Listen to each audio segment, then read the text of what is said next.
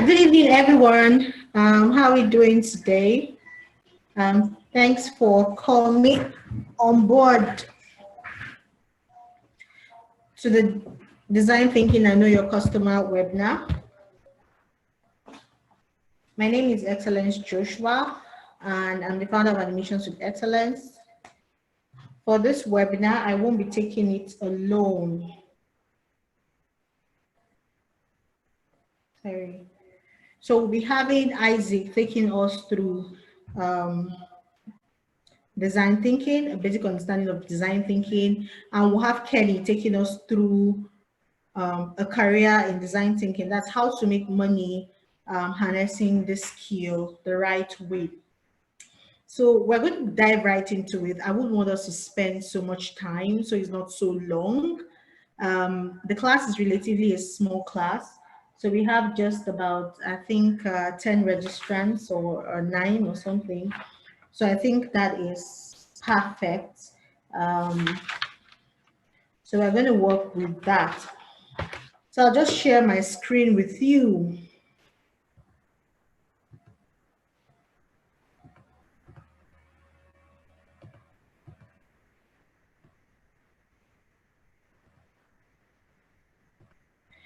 So this is the Design Thinking and Know Your Customer webinar, like I earlier explained. In as much as I know stuff about design thinking, I'm not going to be talking to you about that. We're going to start by know your customer, then understanding design thinking, that's model 2, and model 3 is a career in design thinking.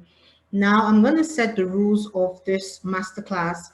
Number 1, you're free to ask questions at any time during the masterclass, but you're going to have to leave the questions in the chat room, like use the chat room for your questions. And at the end of the classes, we're going to respond to them. So as much as possible, so we don't have to delay. At the end of my session, I'll respond to my questions. At the end of Isaac's session, he will respond to his questions.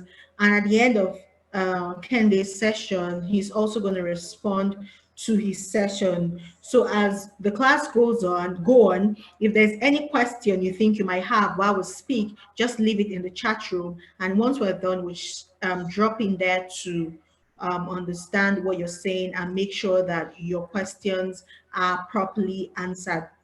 My name is Excellence Joshua, like I explained before, and I just do so many things. So I find it difficult doing the introductions and all of that, but I'm definitely going to introduce the other people that are going to be speaking here with us before we start.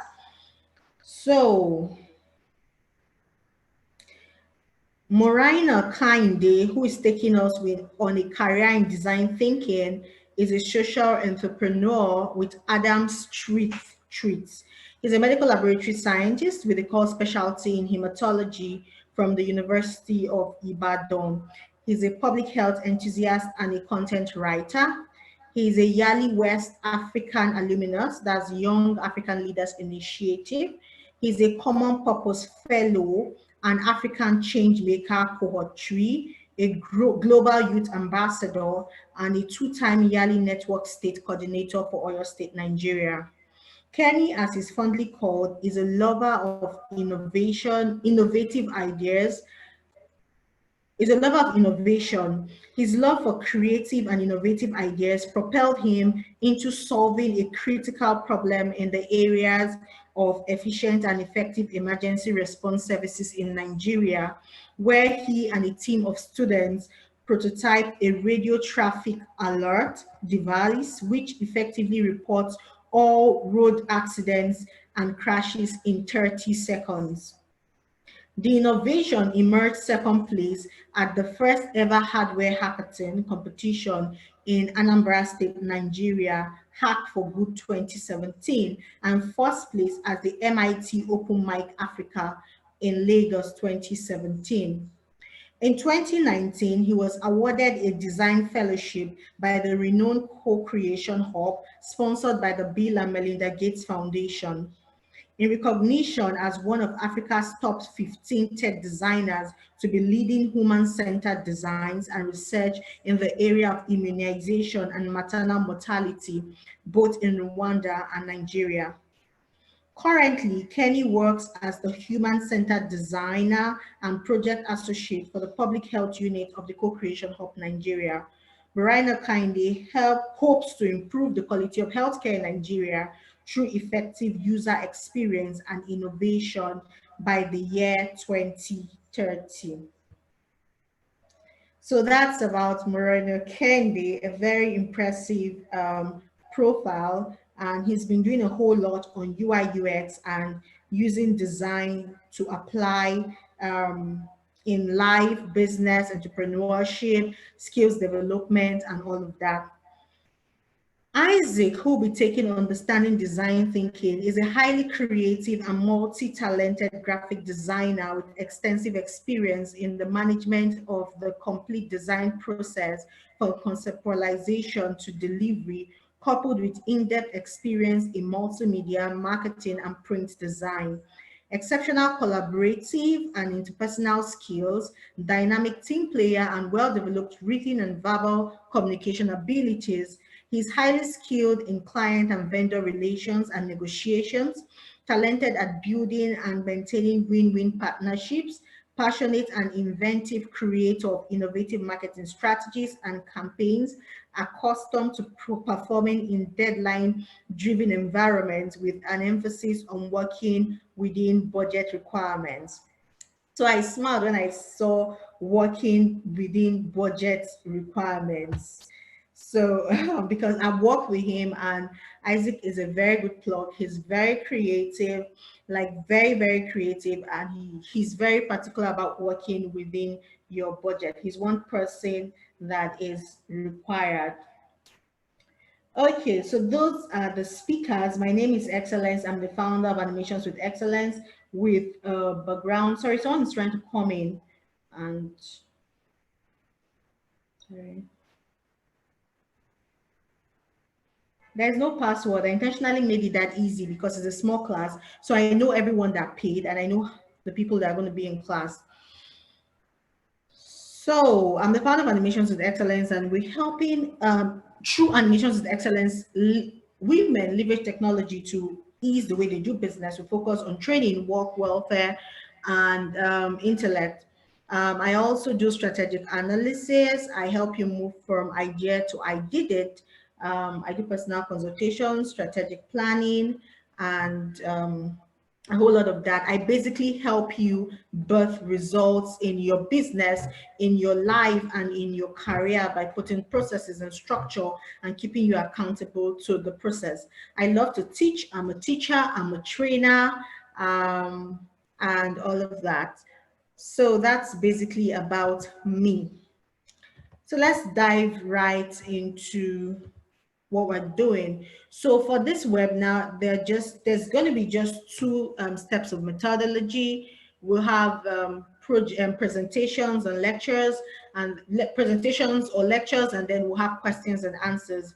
So we're all going to be using slides. For me, my slides are scanty because I really want to converse with you. So we're going to be using the chat box a whole lot to get conversant with a whole lot of things. Okay, sorry.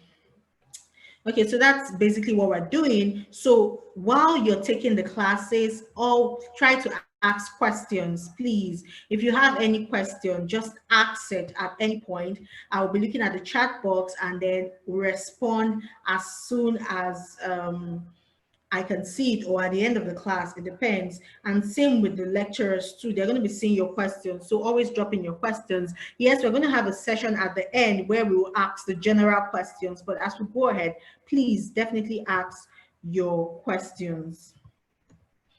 Know your customer. Do you know your customer? Who is your customer? Who is your customer? Who is a customer in the first place? Before we start saying who is your customer, who is a customer? Customers are very important, and it's not a term we should take lightly because most people think it's customer now, so it's customer. And yes, most people know it's customer, but they do not understand the power of the customer. The customer practically pays you and keeps you in business. The customer is very important because he or she has the spending power. He or she is the one that has to make the choice. And because of the customer, that's why we have something called competition. Now, all organizations or brands are practically in the business of satisfying customer needs.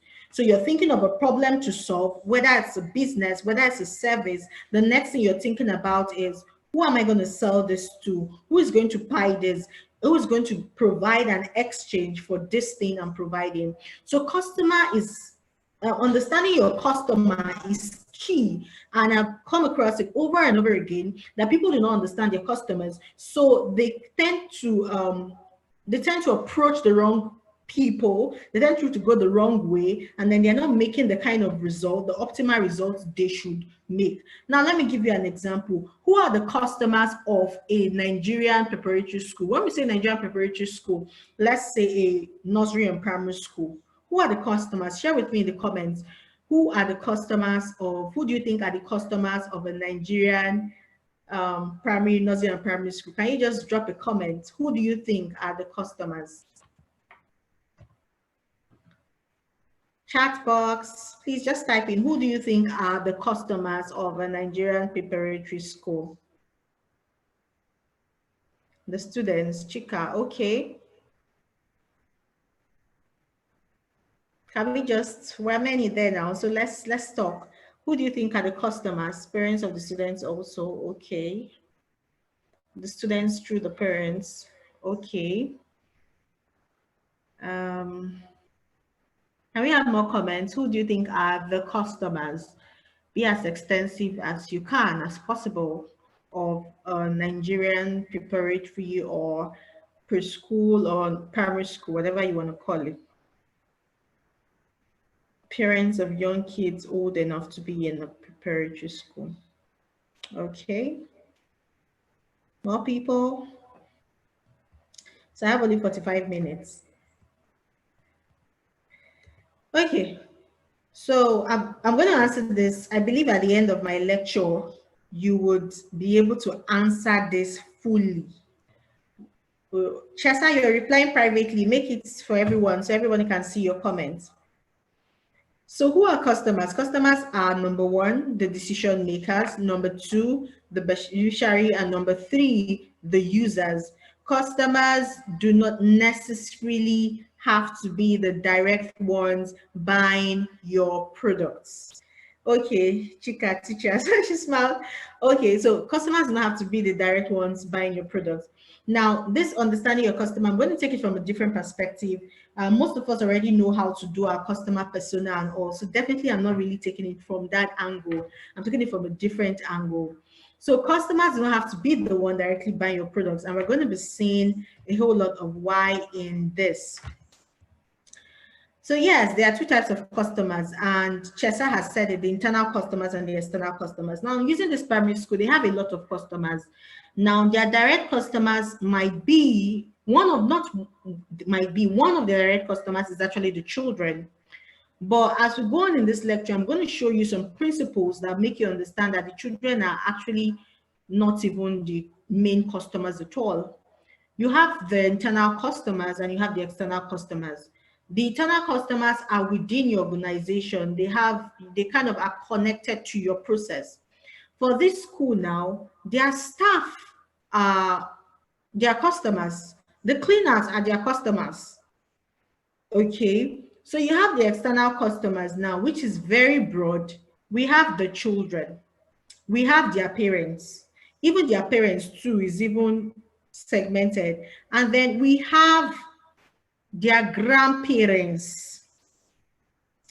It's these days, I intentionally put a Nigerian preparatory school because we live in a community where you're not even independent of, parents are not, in most homes, except the enlightened ones, the parents are not totally independent of raising the child. So the grandparents have some kind of influence. So they could also be the customers, depending on the location of your school. So maybe if your school is in Abuja and the parents are in the village, of course, maybe the parents might not be your direct customer, whether external or internal. But if you're talking of Lagos and you have all those high tuition parents and all of that are all involved, they have to factor in. So they have internal customers who are your staff, who are, yes, they're taking salary from you, but they're speaking about your brand, they're interacting with your brand. So they're your internal customers, and then you have the external customers. If, for example, you have an organization, you're working with an organization that, let's say, is producing, manufacturing chairs, you're buying the rubber from somewhere, they're your customers. If you're in the service delivery business and someone is creating your flyer for you, the person might be working for you or your staff, or is your staff. That person is actually your customer, is even more important than the ones that are selling your product outside, because if he doesn't understand you and is not clear about your message and your positioning, he's going to deliver nonsense. Who is your customer? Who is your customer? Now, before we start talking about who is your customer, which I have always talked about, and one thing I've always told people is you need to be clear about what your message is. What is your message? According to Smithan, we're told that 1 out of every 3 Nigerian has a business. So most likely what you're doing, I was in a meeting with someone earlier today, and it's like, Excellence, what you're thinking, you think it's only you. You'll be shocked. Somebody somewhere is doing exactly the same thing. So don't ever come to the marketplace and think whatever you're doing is unique. But the question is, what makes you different? And I'm going to be asking you some questions, but first thing I want you to do is please get a pen and paper. If you have a pen and paper, this is more like a workshop. You're going to work it out. Because at the end of this training, I want you to know who your customer is, and I want you to leave this training going to connect with these customers and getting them to pay you. So it's a step-by-step process. So can we get our pen and book? So if you have a pen and paper or jotter, just write done in the chat so that I'll know. I'll just continue. Just write done. If you want me to wait for you, say hold on a bit. A pen and paper.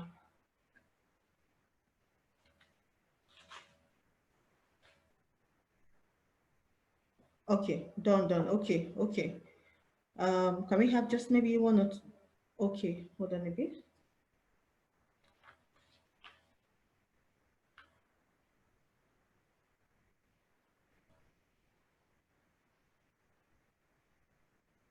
Pen and paper. Done. Okay.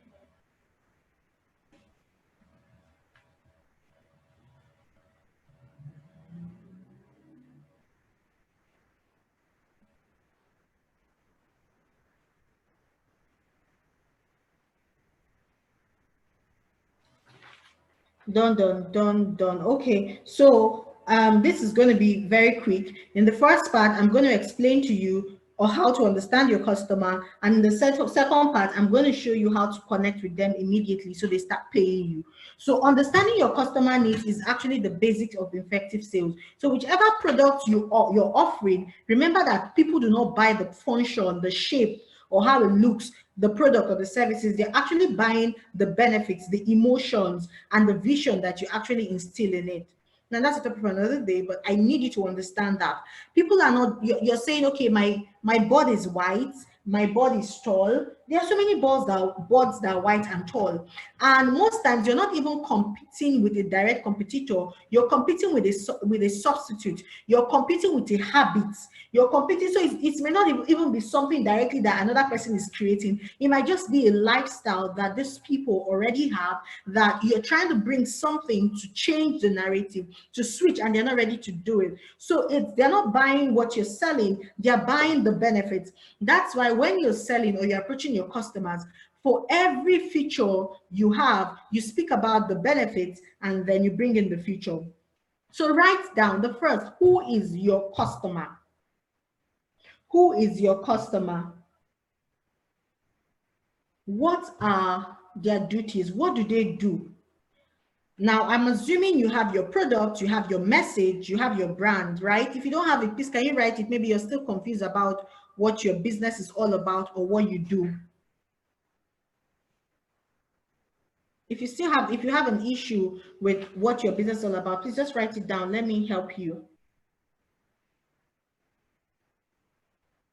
Can you just write it down? Okay, I think everybody is clear, but let me just run through this fast in case somebody is here, is not clear, and the person does not want to comment. Now, the first thing I want you to write is list 5 things you have done for someone really well, even if they did not pay you. List 5 things you have done for someone really well, even if you were not paid for it. I'm going to give you an example. So I have taught Bible study before. I taught Bible study when I was in secondary school. I taught when I was in the university. I help people structure processes and develop their timely schedule. You know, I want you to write 5 things that you do, whether you've done, not you do, that you've done for someone really well that you weren't paid. Now, you've written it as a sentence. Next thing I want you to do is, for example, I taught Bible school. I taught Bible school in secondary school. Now, I'm going to remove secondary school and I will just write, I teach. That means I can teach. I'm trying to help you identify the skills that you have. That means I can teach. Now, I need you to write this, and because of time, you might need to still do this exercise. That's why I want you to write it, and you might do it from time to time in the course of your life as you get clarity. So I can teach. I took records of the money that was sold in the business center and made sure I paid to the bank or whatever. That means I am accountable. I can keep people accountable. So now when you've listed those things, you can now look out for those. You're going to look at number 3, but that's the first part. That's for those that have not identified their skills. But no, don't list them here, Chena. No, list them in your paper and book. That's for those that have not, that are just trying to identify their skills. Now, for those that are into business, you know, I asked, all of you did not answer, so I assume that you're into business, so you know what you're doing. But I had to add that here because some people might be watching a replay and they really have no clue of what they really want to do. So after they've done that step, they'll move to number 3. But this is the other side of number 1. For those that are clear, you now know what you want to do. Okay, so write 5 things your product or business can solve. Write 5 things your product and business can solve. For example, you could have let's say, I don't know, what example should I give?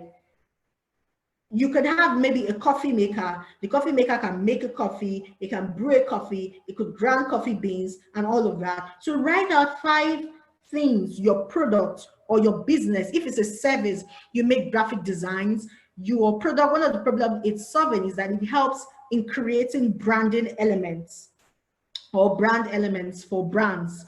So write down 5 things your product or business can solve or can help people solve. Don't write them here, write them in your book.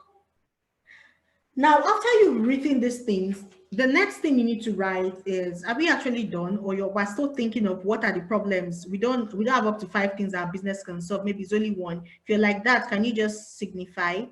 It's only 1 thing you think your product can solve. You can't even think of up to 5. If you're here, just drop your product or your business or your service is only 1 thing you think you can solve, or 2, you're not so clear.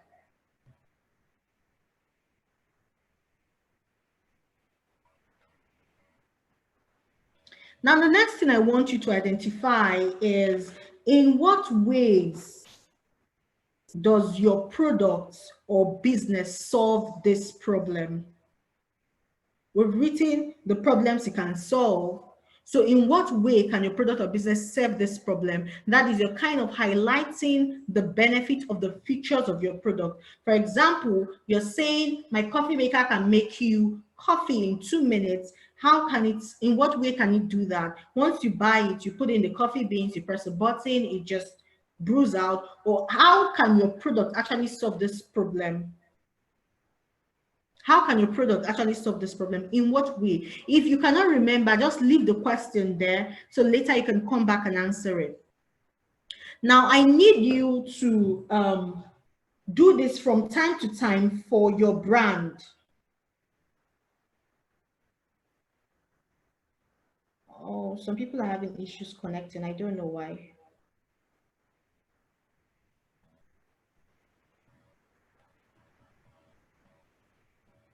Sorry, let me answer. Okay. So now you've listed how you've listed how or in what way your product can solve this problem. What benefits with your solution bring to the people you solve this problem? What benefits? So for example, I'm doing a logo and it's actually helping them create an artistically pleasing brand. Once your brand is pleasing, you're able to comfortably give a price that is worthy of the product. That's an example. So that's a benefit. My coffee maker is going to make you coffee in 2 minutes. This means that you can get to work early, you're not going to be late and all of that. So what are the benefits these solutions will bring to them?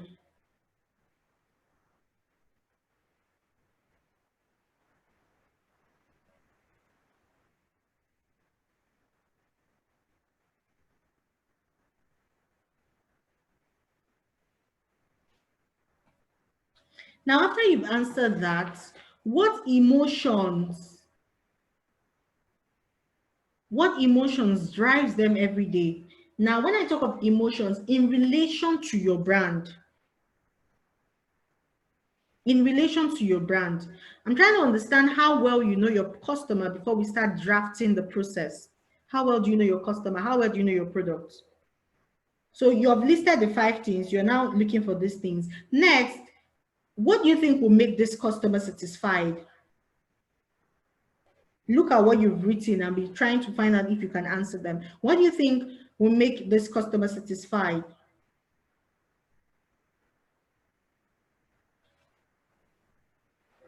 Now, if you're able to answer all of these questions, can you just show a sign in the chat box that yes, I answered all?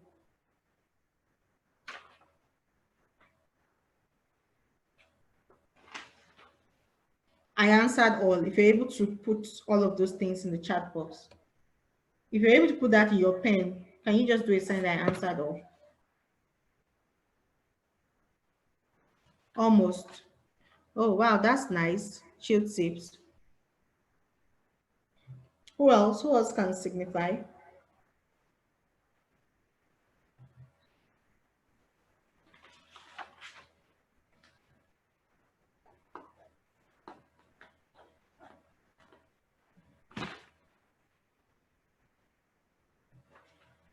Need more time, Chesa. Okay, who else?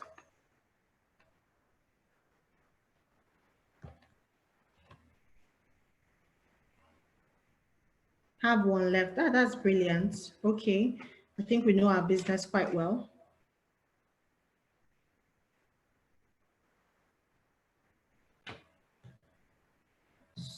So who else? Okay, let's go ahead. So today I'm going to be teaching you a very key principle that will help you determine who your real customers are, know who your real customers are, so that when you're targeting, when you're reaching out, you know who to reach out to. Because I have an assignment that I'm going to give you that is going to bring you money, at least in the next 24 or 48 hours, but I need you to understand. And the principle is called the BANT principle from IBM. So basically the BANT is B-A-N-T. Let me type it here, B-A-N-T. Have we heard of this before? Have we heard of this before? The BANT principle. Who has heard of the BANT principle before in understanding your customers? If you've heard, have you heard of the BANT principle before? Capital, no, okay. No, okay. It was actually coined by IBM. Now, I'm going to take them one after the other. It's actually an acronym. B means budget. B means budget. I'm selling this foam, this duster that I use on my board, or I don't know, whatever anybody wants to call it. I use it for my board. The customer that I am targeting and I am telling them buy, buy, buy, and I'm sending my broadcast to them and I'm disturbing them, do they have enough money to buy this? Maybe I'm selling this thing for 10,000 and then I take it to what's popular market, maybe Idumota market, and I'm telling the traders there, the common traders, to buy it. And they're like, I've not even eaten. I should buy a dust. Sorry, the duster is not 10,000. I should buy a duster for 10,000. So who you think is your customer and who you're actually targeting, do they have the budget? Do they have enough money to buy your product? This is very key when you're pricing your product, when you're targeting customers. Now, when somebody wants to sell something to me or someone says the price is this, I never tell you it's too expensive. I never tell you it's too cheap. I just might not be your customer. So it might be expensive for me, but it might not be expensive to the next person. So B stands for budget. Do they have enough money to buy this product? A stands for authority. Can they make a purchase decision? Can they make a purchase decision? When we're talking about the children, the school, the children do not have the money to buy these things. In fact, when I was in secondary school and my seniors used to beat me, when I was in junior secondary school, they would send message. I hated it. I went to my cried that they should change my school. She changed, Kaka. They did not change anything. They asked me to go back. Me, am I the one paying my school fees? No, now. So I had to go back.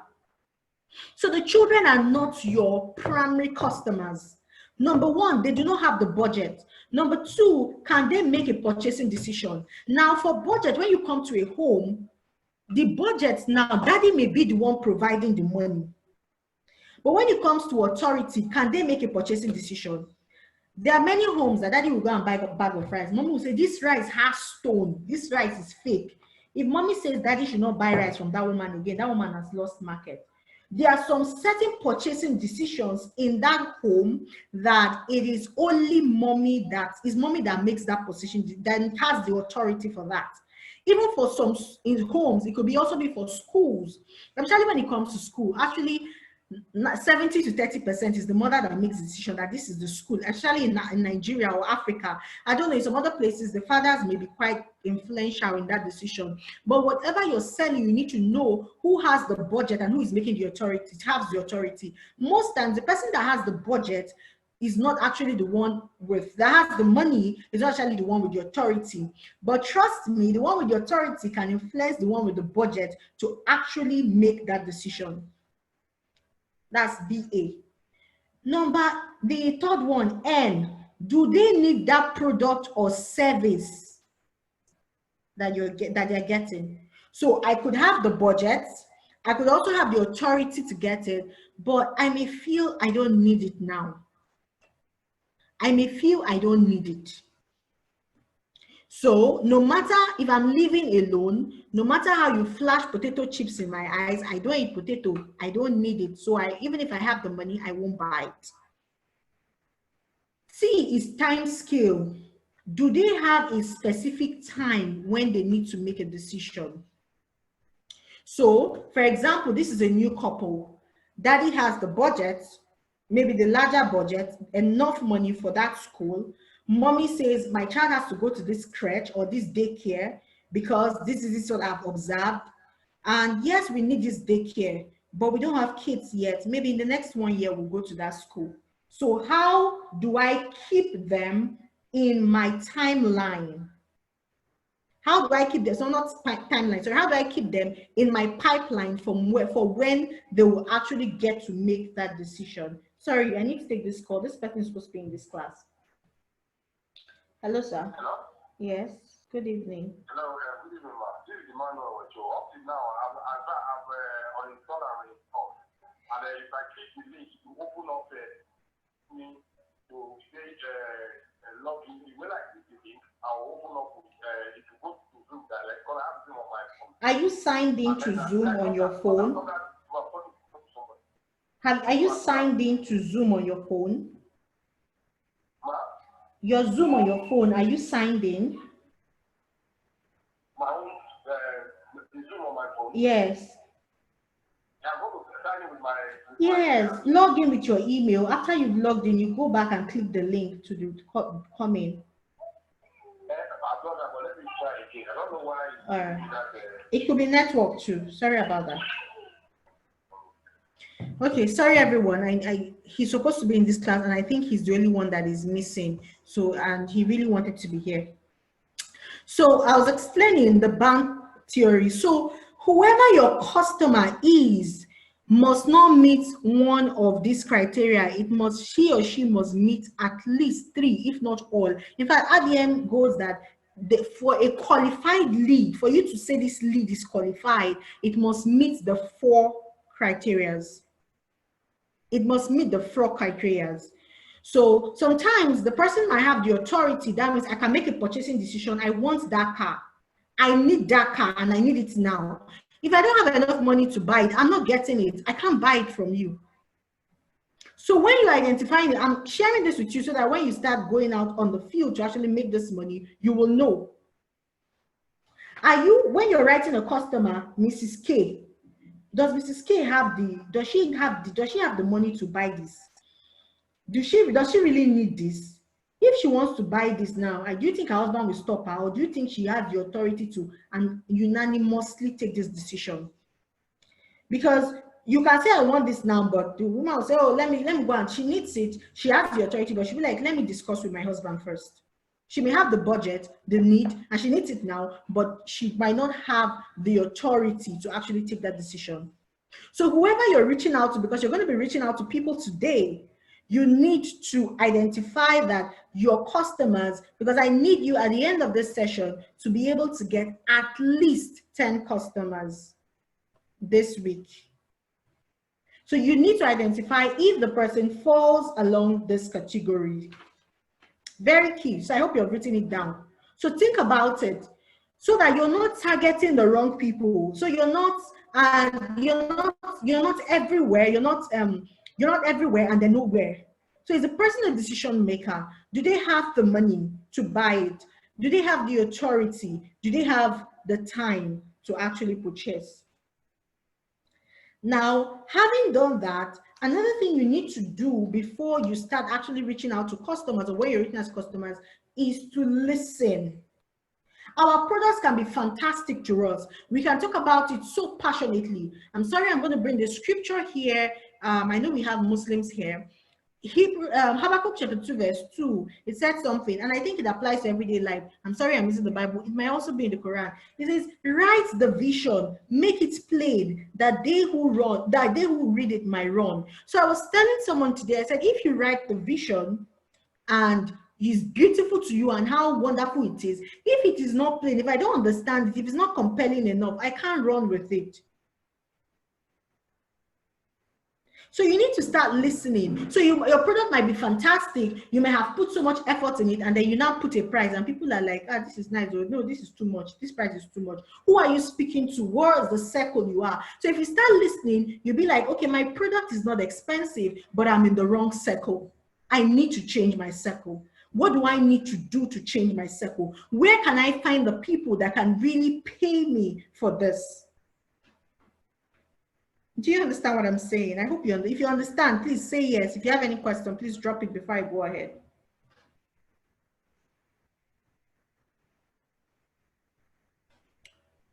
If you understand, say yes. Can you just comment in the chat box that I can go ahead?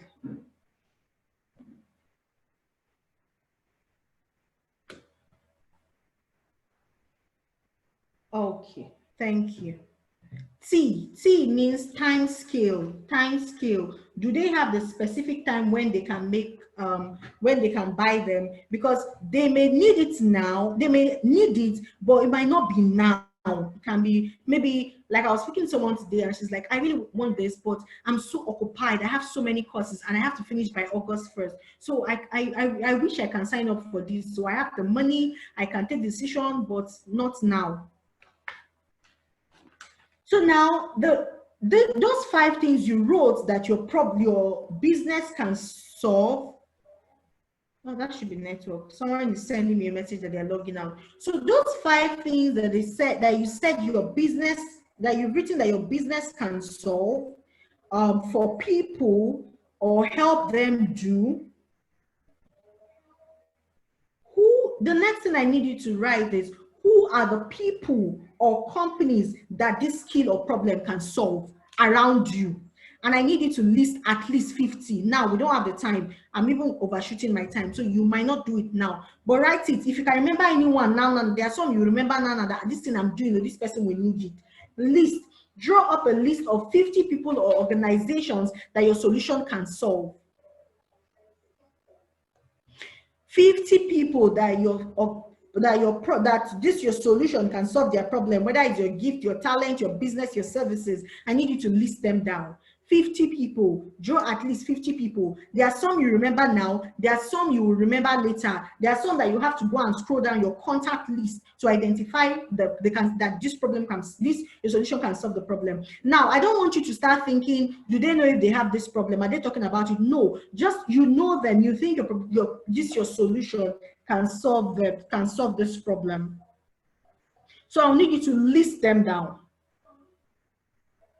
After you've listed these 50 people down, your assignment for this week is that for the next 5 days, Monday to Friday, call at least 10 of them, 10 people per day. Pick up your phone, call them. Hello, ma. Hello, sir. How you doing? Oh, it's been a while. So you remember me today? Yes, ma. I'm so sorry. How's business? How's the family? Fine. How's it been now? I've not heard from so and so business.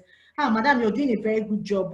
But there's this thing that I think would actually make sense to you. Tell them about your value proposition, but don't tell them everything. If you guys live in the same city and you can see them, amazing. Maybe you're talking to the person, and the person is like, with this COVID-19, oh boy, the team, don't tire me. Sales are not making, I'm not this. And you're like, oh my God, wow. Do you know that there are some people that are really making it? People are saying there's no money. There's some people that are cashing out in this thing. It's just that you have to be strategically positioned. People are cashing out. Are you online? The people that are managing your online, are they managing it very well? Do you know this? Just give them an icing on the cake and like, ma, when do you have time? I want to come and see you. When do you think you have time? I want to come and see you. Or sir, when do you think you have time? I want to come and see you. If you're in the same city. If you're not in the same city, say, sir, when can we book? Let's talk. I have something that I think might really help you. You might be really interested. Book an appointment. Now, when you book an appointment, he says, okay, maybe next week. Don't leave it next week. Sir, can I call you on Thursday by 2 p.m.? Time block it with time. For each person you call and time block with time, some people might not answer your call. I would have said send messages or email, but you might know some people better and you might know they like to chat, so you can chat them up. Once you block it with time, go to your Google Calendar and put it there that you're calling so person by so time, so you don't forget, because remember, you're calling about 50 people. And for those of you that took my bootcamp, you should be able to, at this time, assess most of you would have been able to assess the problem an organization or an individual is going through and be able to profile a strategic plan on how to solve it. So you look at their page, you look at their account, and you're like, you should not be using a personal account at this stage. You should have a WhatsApp business. You should have a page. What do you think? If you have a page, you have less this, you have less that, you should be able to identify the problem. So my boot campers, I trust you guys should be good in this one. At least the people I'm seeing here, they're part of my top students. So I know you understand what I'm saying. So you should be, some people have problem and they don't know they have the problem and they are confused, they need help. So call them, tell them about your value proposition. And for some of you, you might have products you're making. For example, you're making chin-chin. A lot of people have children at home these days. Like so many people have children at home. And you're like, I can supply chin-chin monthly for you. So my chin-chin are healthy. This, that. You need to be ready. Now, if you're doing a service that is big, when I say big, maybe it's huge, maybe it's a training, maybe it needs more people. As much as possible, when you schedule a meeting with them, whether a visual meeting or physical meeting, go with a proposal. Go to Google, type how to write a social media proposal, how to write a proposal for training, there are many of them there are so many templates. Make sure you go with the proposal, especially if your clients are high-end clients. If your you're in the creative industry. When you create brand elements, you can have a package. You're creating logo, you're creating flyer, you're creating highlights or whatever. Have a package and a bundle and go with that document. Or if you're seeing them online, send them the bundle, but communicate with them on a one-on-one basis. Remember, our target is at least 10 customers this week. So you have to relate with them, and don't let them not feel that you're sending them broadcast, you're sending to everybody. Ask how they're doing, then connect with them. If you're seeing them physically, and if you know about what they do, go and audit what they do and draft a proposal that is detailing the problem that they have and how you can solve the problem. Now, don't go and write 15 pages. Don't even write 5 pages.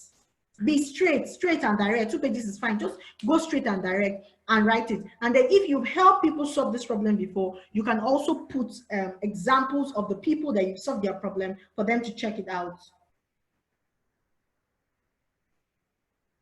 So this also applies to those who I think are not here, that actually have things that I said, write the 5 things that you've done for someone, even if you weren't really paid. So I know some people actually wrote that down. Now that's where you come in. You now list 50 people that you think can have services, or your skills can actually help. Are we clear? Can I go ahead? Are we clear? If I can go ahead, just put in the chat box that I can go ahead.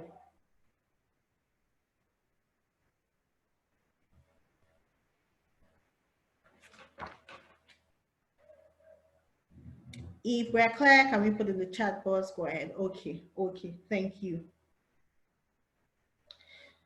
So as I round up, I want to talk to you about something that is very key, called the uncommon denominator. The uncommon denominator, your positioning statement, and what you need to do next before you start calling these people. Your positioning statement is having an understanding, a blend of who your target customer is, what is the name of your brand, what is your customer framework of reference, what are your brand promises. I'm going to explain them, don't worry. What are the reasons, your reasons to believe, and your customers' reward for choosing your brand. In this class, I'm not teaching you your customer should be male, female, demographics, and all of that, because you can get that anywhere, and I'm sure all of us know that. I'm trying to talk to you about customers that you should target on, especially considering that most people are SMEs and you really want to get results. If you have a team, please get them to really work on this. If you have a larger team, please get them to work on this. You can share it. You can now have more contacts. And if you have people you've worked with before, or they've talked about this issue, they've had an issue similar to it, get to call them, add them to this list.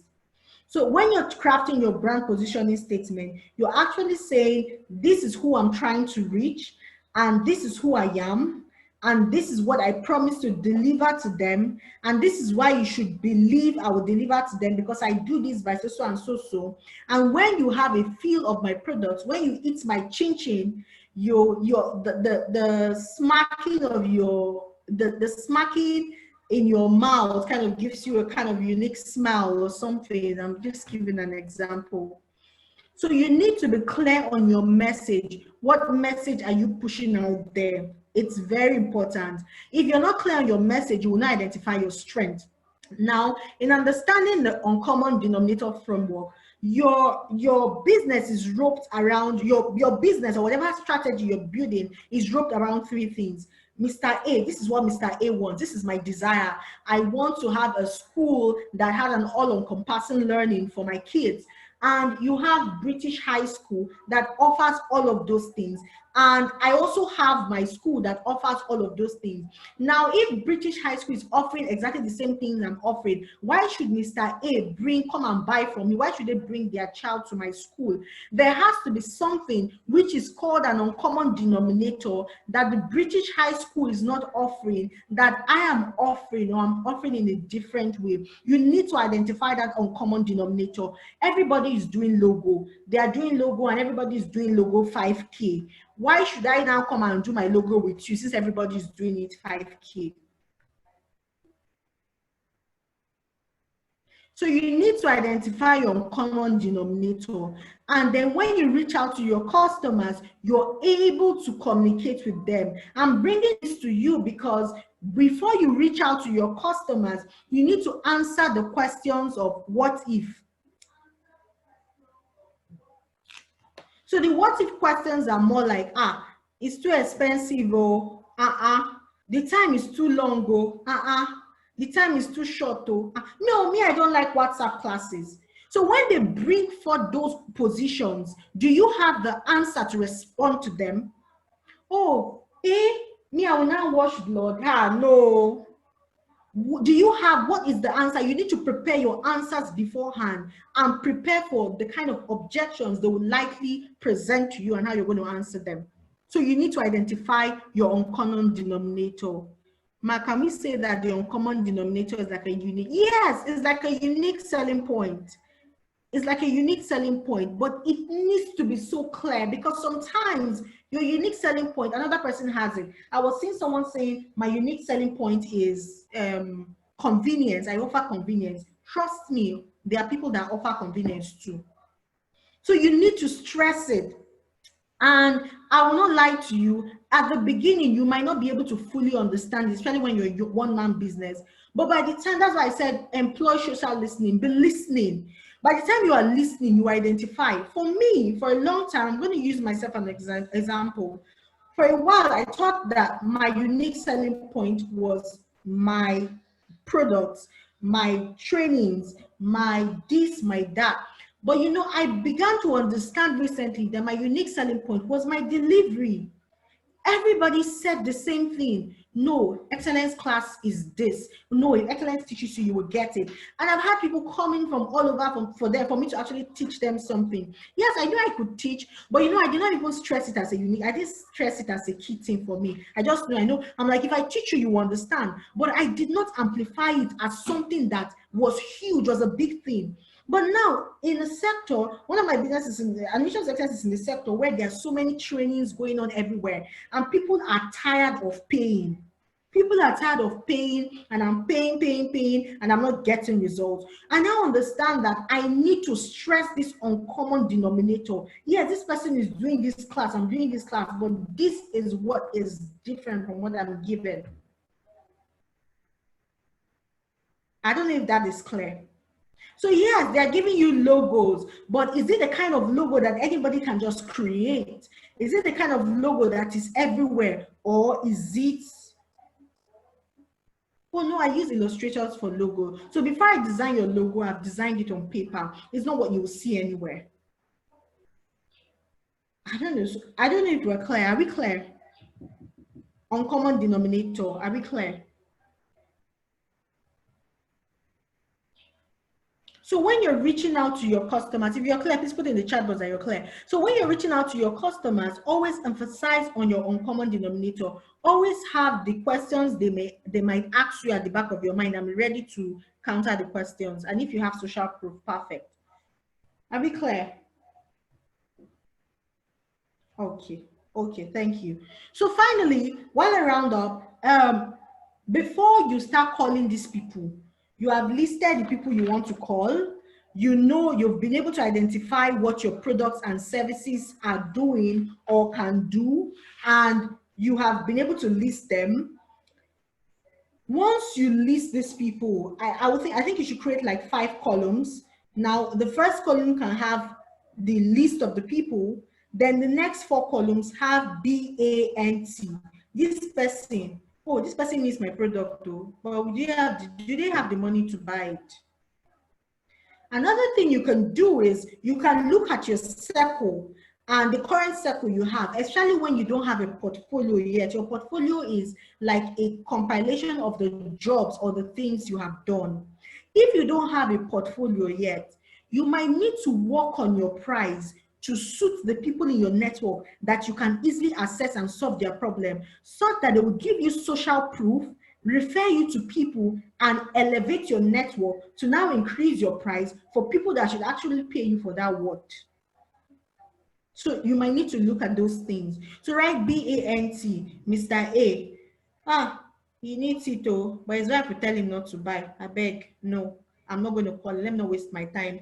Mr. C, oh, he has the money, he has the authority, but he doesn't even know he needs it now, and he needs it now. So when I'm calling him, I will know how to emphasize that this thing is important, though you have to get it now.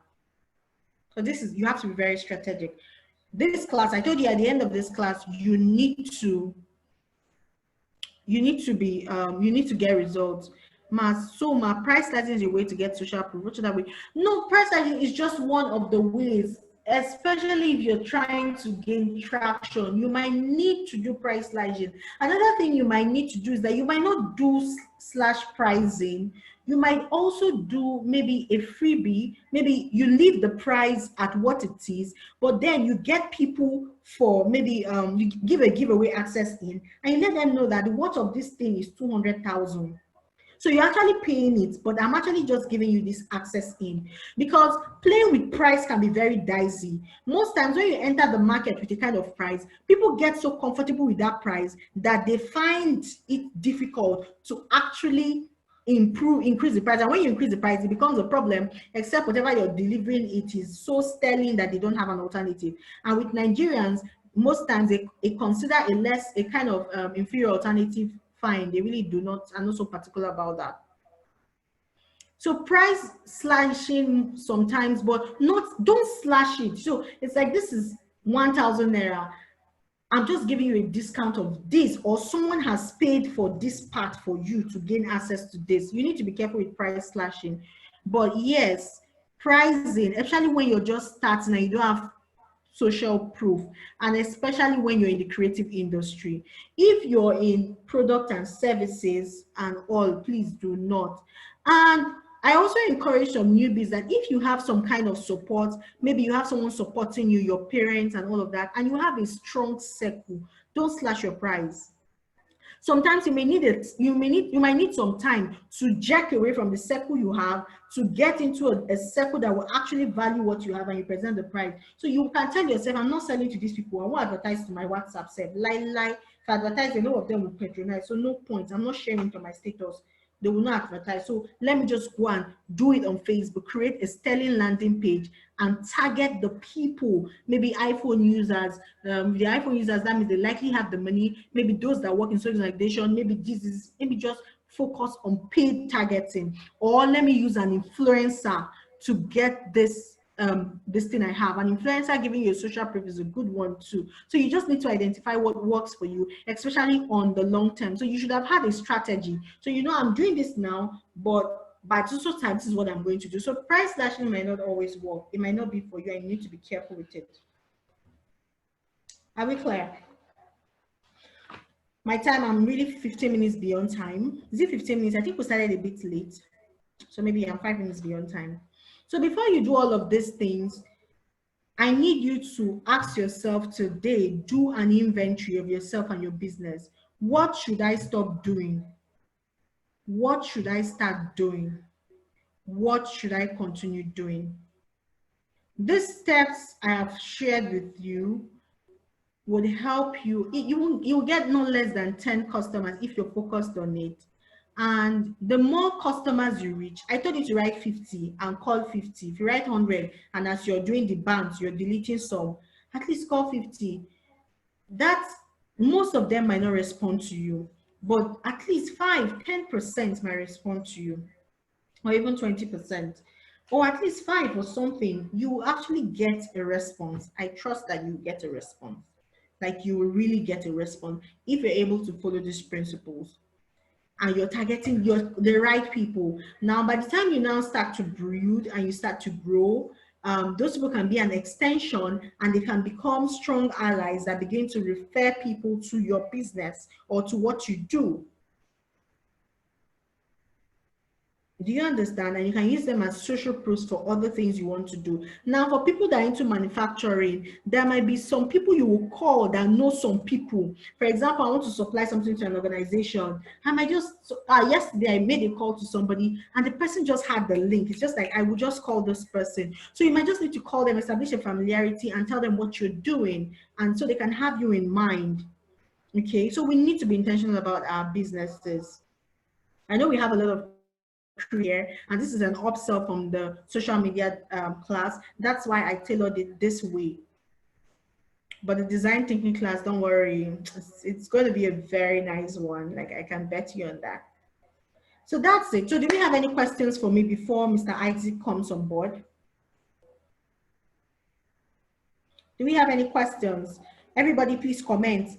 If you do not, if you comment, we can go ahead. Please just say clear, so that we can go ahead. But if you have any question, quickly drop it. So Mr. Isaac, over to you now. So I've already read Mr. Isaac's bio, and we already have an idea of who he is. So I'm going to hand over to him now. Mr. Isaac Nathaniel, over to you.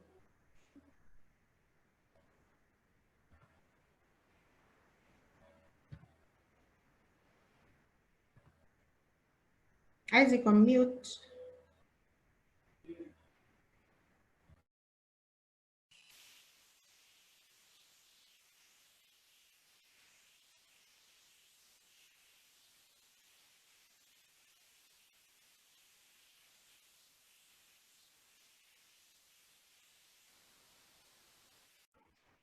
Hi.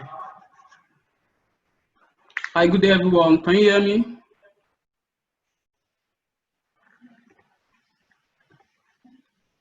Okay. Okay, thank you very much. So my name is Isaac. I believe Excellence just told you a little about me. So I'll be talking about design thinking, what it means and how powerful design thinking can actually change the way you run your business and how it can cause a tremendous positive effect or positive shift in your business environment. I would like us to look at first of all, if you're new to design thinking, this whole thing might be overwhelming. You might see it as something complicated, but I guarantee you that's not it. We've managed to gather enough detailed material that will help you understand what design thinking is all about and how you can apply design thinking. Okay.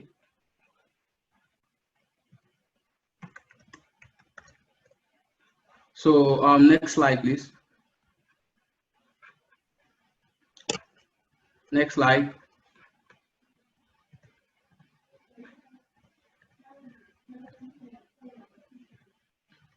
Okay, so in this design thinking class, what you learn, first thing there is you learn how to apply design thinking to your problem in order to generate an innovative, user-centric solution, a solution that is based on your customer real need, and you'll be able to use the practical step of design thinking method in every stage of your problem that you and your team encounter.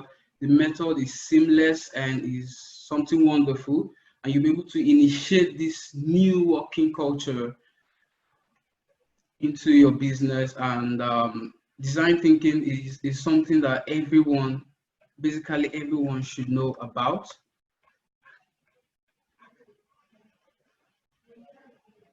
Okay. So the good thing about design thinking is that it applies to everyone. If you're a graphic designer, it's ideal. In fact, as a graphic designer, it's necessary that you must have heard about design thinking. Design thinking is also stable for project managers looking to revamp their workspace, create a new process for doing things, that is create a solution, an innovative solution that's based on human-centeredness. And also for software engineers can also benefit a lot from design thinking. Entrepreneurs, marketers, very important, marketers and entrepreneurs, stakeholders of a company, and anyone who is interested in an innovative problem-solving approach that can be applied to all types of problems in work and in life. So welcome. Now, let's look at what design thinking is. Now, design thinking, according to Tim Brown, Executive Chairman of IDEO, he said design thinking is a human-centered approach to innovation that draws from designer toolkit to integrate the needs of the people, the possibilities of technology, and the requirement for business success. According to Tim Brown, now this is like the simplified definition of design thinking. Now to begin, let's have a very quick overview. I've managed to compile various simplified definition of design thinking that will help us to understand. So these are like the fundamental principles of design thinking. Now, design thinking starts with empathy. Empathy, simply put, a deep human focus. Empathy is a way you get to know your customers. You get to live in their world. You know how they feel. The way they see things might be different from yours. That's what empathy is all about. Now, it also involves reframing the perceived problem. Now, through empathy, you get to study your customers, you get to know their real need, how they feel about the services you're delivering.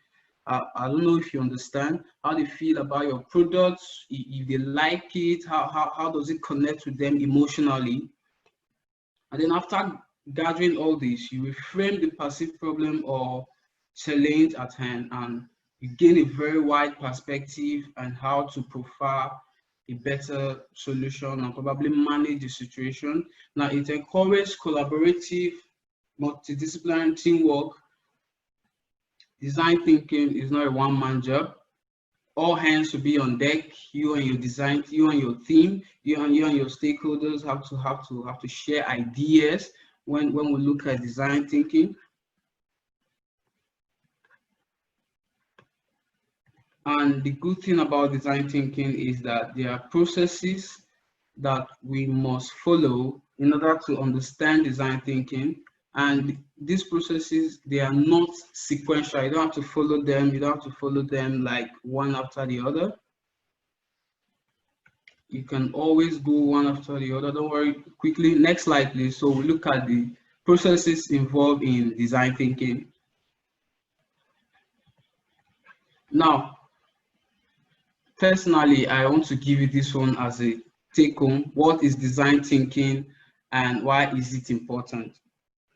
Design thinking is a non-linear iterative process that teams use to understand users, challenge assumptions, redefine problems, and create innovative solutions to prototype and test, involving 5 phases. Now, before we round up this webinar, I'm going to tell you why design thinking is a non-linear process, and why it's also an iterative process. It's a repetitive stuff. You don't need to go through each phase. It's not in stages. This stage does not lead to this stage. They are all connected, and it's so beautiful when you get to understand. Now, design thinking involves 5 phases: empathize, define, ideate or ideation, prototype, and test. Empathize, define, ideate, prototype, and test. Now we're going to look at each of these 5 phases. We're going to have a very deep insight into these 5 phases and how they can really shape the way we interact with our customers and create the best possible solution out there. Next slide, please.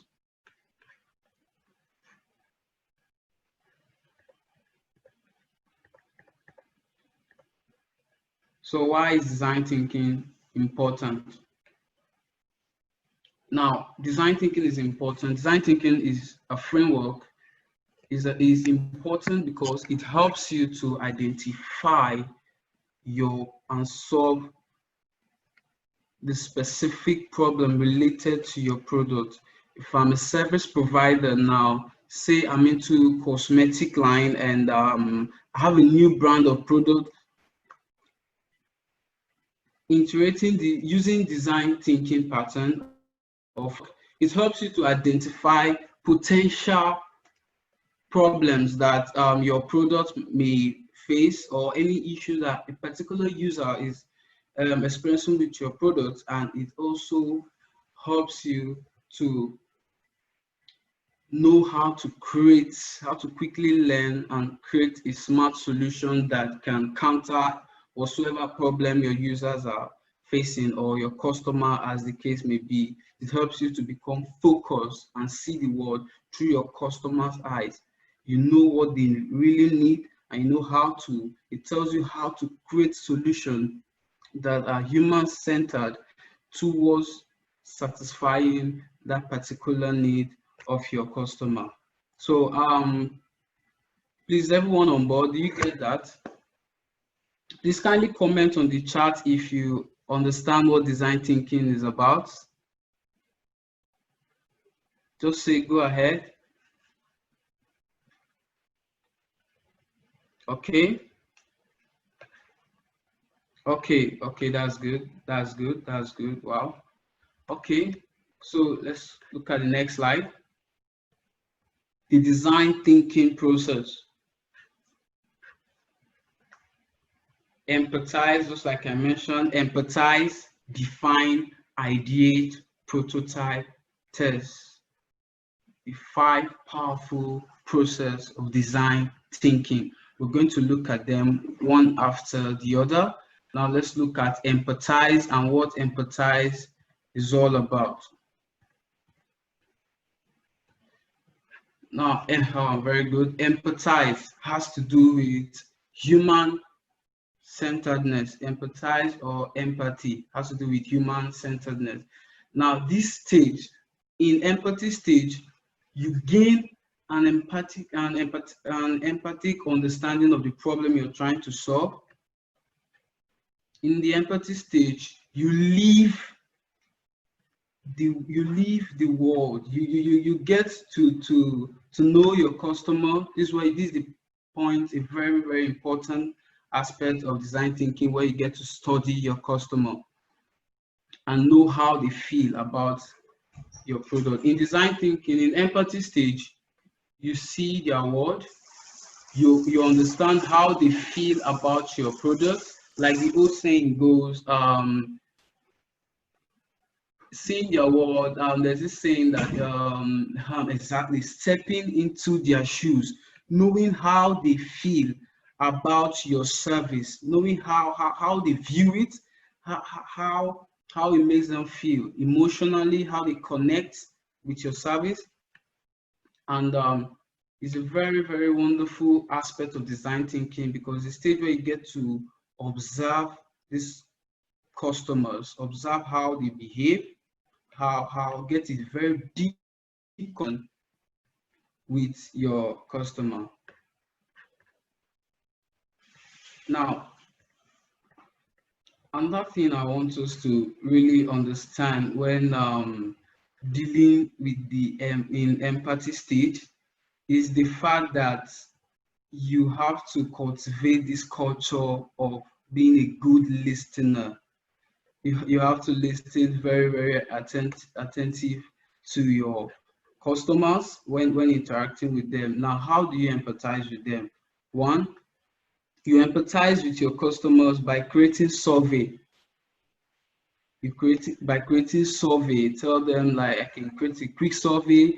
Now, in empathy requires you to put aside your what you know, your culture, your knowledge, your opinion, your worldwide view, in order to understand other people's experience of things and have a very deep and gainful insight into the whole thing. Now, empathy often requires a strong sense of imagination for us to be able to see through another person's eyes. It requires you to be humble and display a great amount of humility, because at the course of learning about your customers, trying to conduct a survey, you encountered criticism. Now you have to be, you have to display a sense of humility in order to take criticism. And empathy is basically an innate quality for everyone. We're all capable of conducting this, and the only way for you to be a very good empathic observer is for you to abandon your ego. Now, most of us, we have this tendency to assert ourselves with results. We have this tendency to drive out conclusion on our own without knowing how your customer feel. Design thinking simply try to tell us to restructure our solution into a way that fits in with our customer. The whole idea of, like the definition we just saw in the previous slide, is a human-centered approach. You're not, this product, these services you're delivering, you're not delivering it to yourself. You're not doing it. It is a point where you don't have to put your own interests first. You put the interest of your customer, the end users. It has to be user-centric whatsoever solution. And how do you derive a user-centric solution? Through empathy, carefully observing and taking down detailed, conducting interviews to get details about how your customer feel about your products and all that. So that's what basically, and during this empathic state, now, for instance, if I have a customer over to my office, I go to where that customer is. Let me give you a real life example. I went to Next Cash and Carry, a supermarket, and then as I was entering there, I saw a girl. She said, "Hello, sir. Please, I'm selling a lemonade. Can you please just?" She was sampling it, so she asked me to taste it and tell her what I think about it. And then she made one, give me a glass, and I took it, and then I shared my view. I was like, "Wow, it's nice. I like the flavor were balanced." Now that process, what the girl was doing, even though it could be that she's familiar with empathy and how it works, or indirectly she was conducting an observation. She was observing her customer. Anybody, I was there watching. Anybody that took that will also have something to say, "Wow, it's nice, but if you can please, I don't think this flavor is balanced. There's much sugar and all that." These are how empathy works. You conduct surveys to know how your customer feel about your product in order to center it and create a smart, innovative solution that will be in line to what they actually need. So basically, that's what empathy is all about. Do we understand? Please, if you understand, can we just say clear? If you understand or have any question about empathy. Empathy is viewing the world through your customer eyes, getting to know how they feel about your products, and conducting detailed interview to get right answers for how to move on. Do you understand? Okay, that's beautiful. That's beautiful. Empathy is crucial to a human-centered design process such as design thinking. Empathy allows design thinkers to set aside their own assumption. You set aside your ego about the world and gain insight into your customers and their need. Like I said, the whole point of design thinking is to create a solution that is user-centric, that is based on the need of your user. That's the whole idea of design thinking, and empathy is a great way to start. It's a very great way to start, and it's a good thing that we're following up. Okay, now we're going to look at the next stage of design thinking, the define stage. The define stage, or rather the problem stage. This is a stage where you understand the problem. You get to analyze the problem and everything. So during the design stage, you put together information that you've gathered during the empathize stage. Now, this is where you analyze and synthesize your information. This is where analysis and synthesis comes into play. Now, I'm going to tell you what analysis and synthesis mean. Now, analysis is about breaking down complex concepts and problems into smaller, easier to understand constituents. After gathering lots of information during the empathize stage, you happen to conduct an interview on about, say, 10 customers. That's like a whole lot of observations. That's like a whole lot of things to start processing. Analysis helps you to break down these observations into a smaller, easier to understand constituent. And then during this defined stage, you get to synthesize this information, piecing every puzzle together to form a whole idea. That's how analysis and synthesis works in design. Analysis basically happens during the observation stage, breaking down your surveys, your findings, so you can have like a problem statement. The whole thing is that if I have like, you can't possibly work with 10 observations, 10 inputs about 10 problems. You have to be able to analyze and synthesize all this in order to create a single problem statement.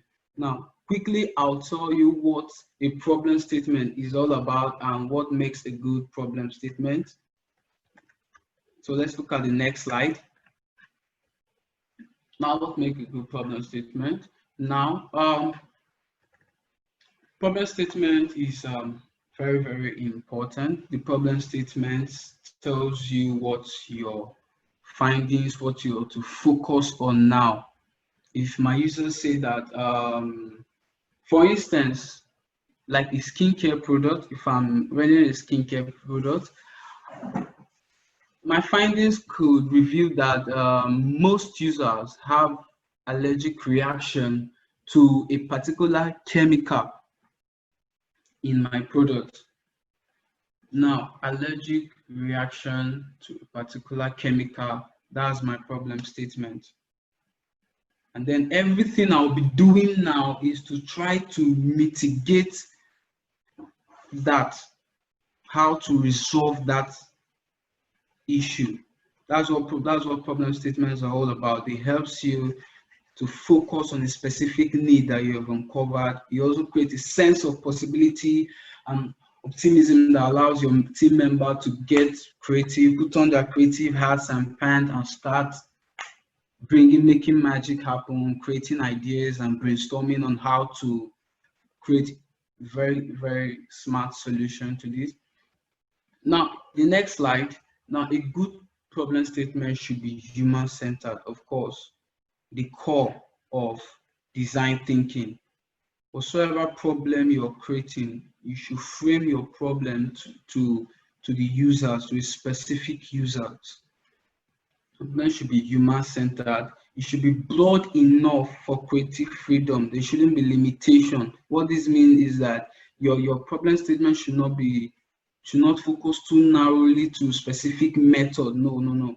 It should be broad enough for everybody to bring in input and start getting creative, bringing ideas on how to go about this problem and possibly look for a better solution. And your problem statement should also be narrow enough to manage. Now, if you look at the example highlighted here, improve the human condition, that's a very broad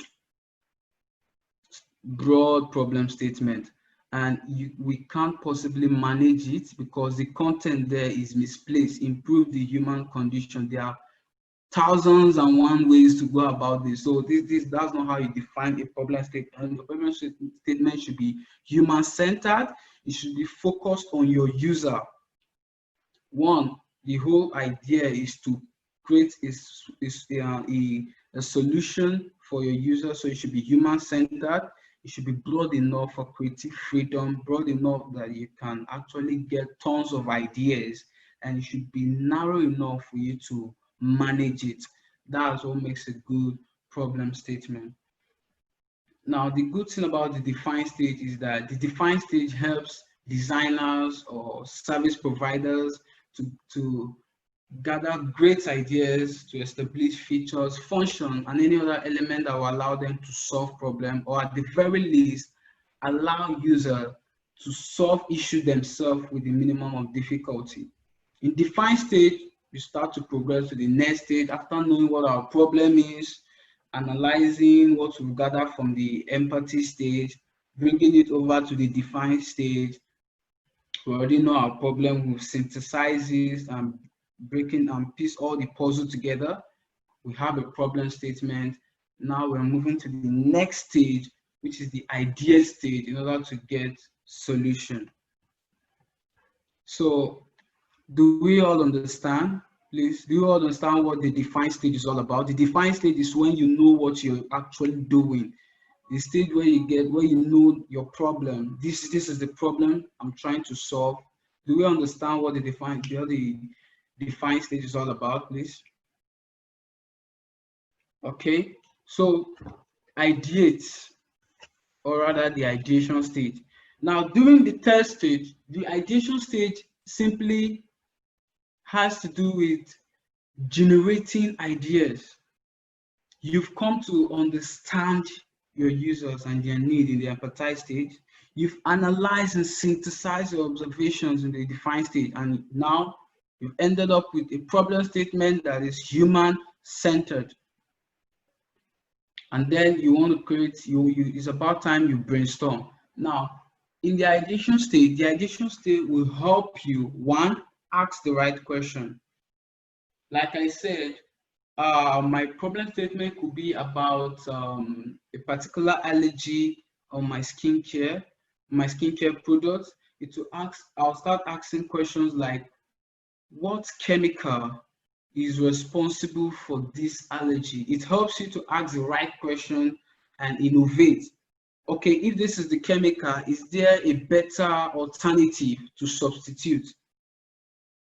It helps you to step beyond obvious solution and therefore increase the innovation potential of your solution. It brings together perspectives and strength of team members, because at the ideation stage, I call it a stage that involves all hands on deck. Everybody has to be on duty, and it helps you uncover unexpected areas of your innovation, create volumes and varieties in your innovation options. So that's what the ideation stage will help you to accomplish. Now, in the ideation stage, team members, in the ideation stage, you think outside the box with solid background of what your problem statement is all about. You and your team members can start to think outside the box to identify new solutions in order to mitigate or create a very, very smart solution to your problem statement. Now, there are hundreds of ideation techniques. We're going to look at two, but there are so many techniques. We have brainstorm, we have brainwrite, we have we have worst possible idea. All these are ideation techniques. So we have scamper. So the popular one that almost everyone adopt, big organization adopt, and that's the one I want us to look at, is the brainstorm and worst possible idea sections. Now, Brainwire, we're not going to look at it, but Brainwire has to do with getting your team members to take a piece of paper. The first thing that pops into your head, you write it down, pass it to the next person and all that. Why Scamper? Scamper stands for, is an acronym. Scamper is an acronym. It's an acronym that stands for substitute, combine, add. It's a very great method, but I don't want us to look at it. It means substitute, combine, adapt, modify, put to other use, eliminate, and reverse. But I want us to look at brainstorm and what's possible idea. Why? Because they are like the ideal method to adopt because it stimulates free thinking and it expands your problem space. Now, during the idea section, it is good as you and your team. It's very, very advisable for you and your team to endeavor. First of all, it has to do with brain work.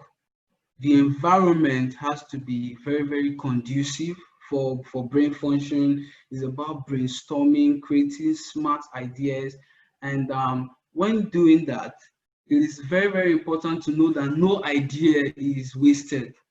You shouldn't regard anything, you shouldn't regard any idea as being wasted or out of place. Like I said, even the worst possible idea can turn out to be the best idea. In the ideation stage, design thinkers sparks of idea in the form of questions and solutions through creative and curious activities such as brainstorming and what's possible idea. Now, ideation is the mode of design process in which you concentrate on design generation. Mentally, ideation represents a process of going wild, allowing everything in your head to fly. In terms of the concept, icon, ideation provides both the fuel and the source material for building your prototype and getting innovative. So ideation is a very, very, very, very, very crucial part of design thinking because it helps you to bring out smart solutions that are user-centric and that are human-centered and with a very high potential of solving the particular problem. And in the ideation section, there's something I want us to know. You shouldn't, because it involves brain work, you shouldn't spend too much time during the ideation section. Now, in a typical organization, ideation section is the same thing as a pitch meeting where you gather all your staffs and they have to start brainstorming on how to sell your product, how to drive the marketing team forward, how to generate leads. All these are ideation sections and moves means towards generating innovative solution. A time limit should be set. This ideation section will subside for just 2 hours, and within that 2 hours, you and your team should bring out the best solution you could think of, and you should always have your problem statement in mind. Remember, our problem statement now is allergies. Customers are complaining of allergic reaction with my skincare product. I have to keep that in mind when thinking throughout the entire process. That problem statement is your focus point, is your point of view. It should always be on the table, stay on the topic and defer judgment. You shouldn't criticize your other team members for any idea. There should be room for equal participation of everyone involved, and basically you can even conduct ideation section on your own. If you're a one-man squad running your business, you sit down in a quiet place, set time limit, write it down. This is my problem statement. Try to stay on the topic and try as much as you can to always put down whatsoever thing that pops into your head. The whole thing, the good thing about design thinking is that it accommodates worst possible idea. Those ideas that anybody will hear and say, oh my God, no, that's a very terrible idea. No. In design thinking, everything goes, you put it down, and at the end, you still do analysis and synthesis to get the best viable solution that will survive the market. So that's what ideation is all about. So do we understand? Please, let's comment in the chat box. If you understand what ideation is all about, please say clear so we can move forward to the next stage. And if you have any question, please, you can drop. Do you understand what ideation is all about? Okay, That's good. That's good. Now, the next stage of the design thinking process is prototype. Prototype. Now, we're not going to dwell too much. Now, in prototype, we're going to talk with prototype. We're going to discuss prototype alongside the last stage of design process, which is testing. They work hand in hand. Now, one of the best ways to gain insight in the design thinking process is to carry out some form of prototyping. Now, what prototyping means is that it involves producing an early, inexpensive, scaled-down version of the product in order to reveal any problem with the current design. So during the ideation section, we're able to come up with smart solution, and now we want to implement that solution.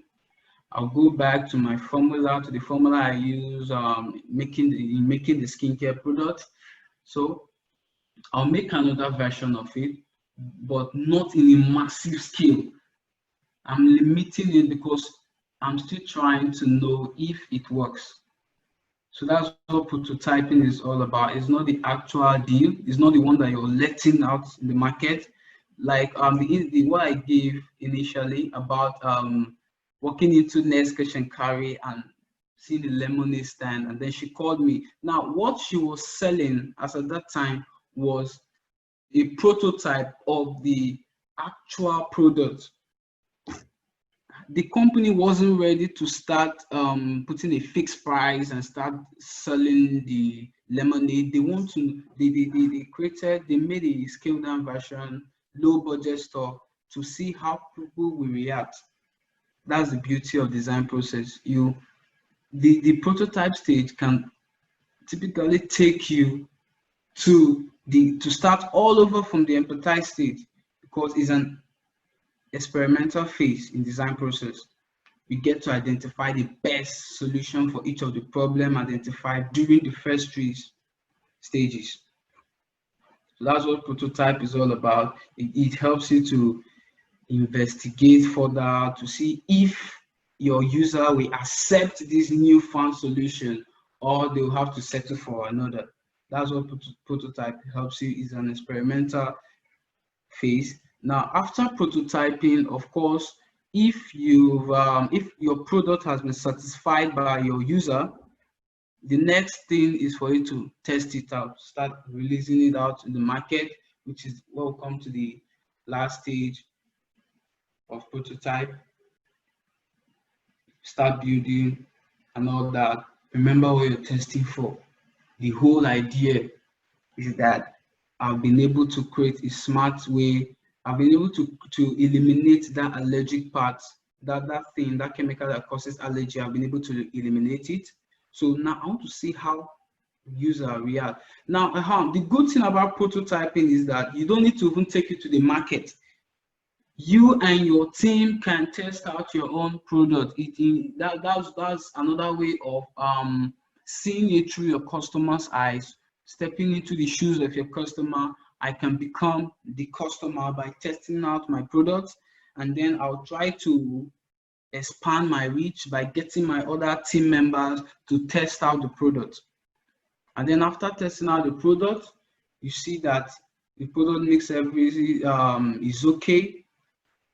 The need of which you created the prototype in the initial stage, you've seen that you've been able to accomplish that. The product is now certified by your team. Then you're ready to start testing it out. That's where we move to the last stage of design process, which involves testing. In testing, designers or evaluators test the complete product using the best solution identified during the prototyping stage. If during the prototyping stage you happen to observe that there are minor issues that if it's an app that I'm developing after doing the first prototype and then I test it out and then I managed to find a bug, during the test phase, you quickly fix the bug and then release the final version of your product. Now, the thing about the design process is that it is an iterative process. What this means is that it's a repetitive thing. I might, after brainstorming and bringing out solution, then I prototype my solution. After prototyping my solution, you can discover that your solution is not viable. It does not truly solve that problem. There are other things you couldn't account for. You go back to your design process. You go back to your empathy stage, where you observe all over again, and then you define a new problem statement, analyze and synthesize, go into another ideation section, come back, prototype, and test. Is a repetitive process. It's a repetitive process. One process tells you about the other and tells you what to do, and that's just the beauty of design process. Now, I did promise you that I was going to tell you why design process is non-linear in nature. If you're paying close attention, I just said it, but I'm going to go into detail now. So let's look at the next slide. Why the non-nature of the design process? Now, if you look at this diagram, you see that the empathize stage will lead you to the define stage, and define stage will lead you to the ideate to prototype to test. But now the empathize stage will help you to define your problem. Now, if you look at the text, if you look at the arrow, you find out that through prototype and testing, test reveal insights that redefine your problem. There might be something you and your team couldn't account for. Testing your product, testing your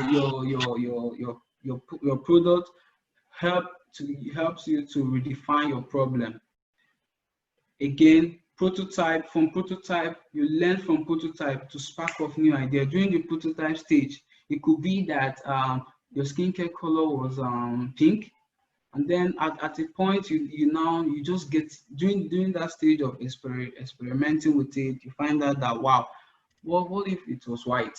See, that's a new idea. Then you go back to the idea stage, brainstorm it, and the testing stage can also create new idea for the project. So that's the beauty of the design thinking process. It's a non-linear process. Everything flies.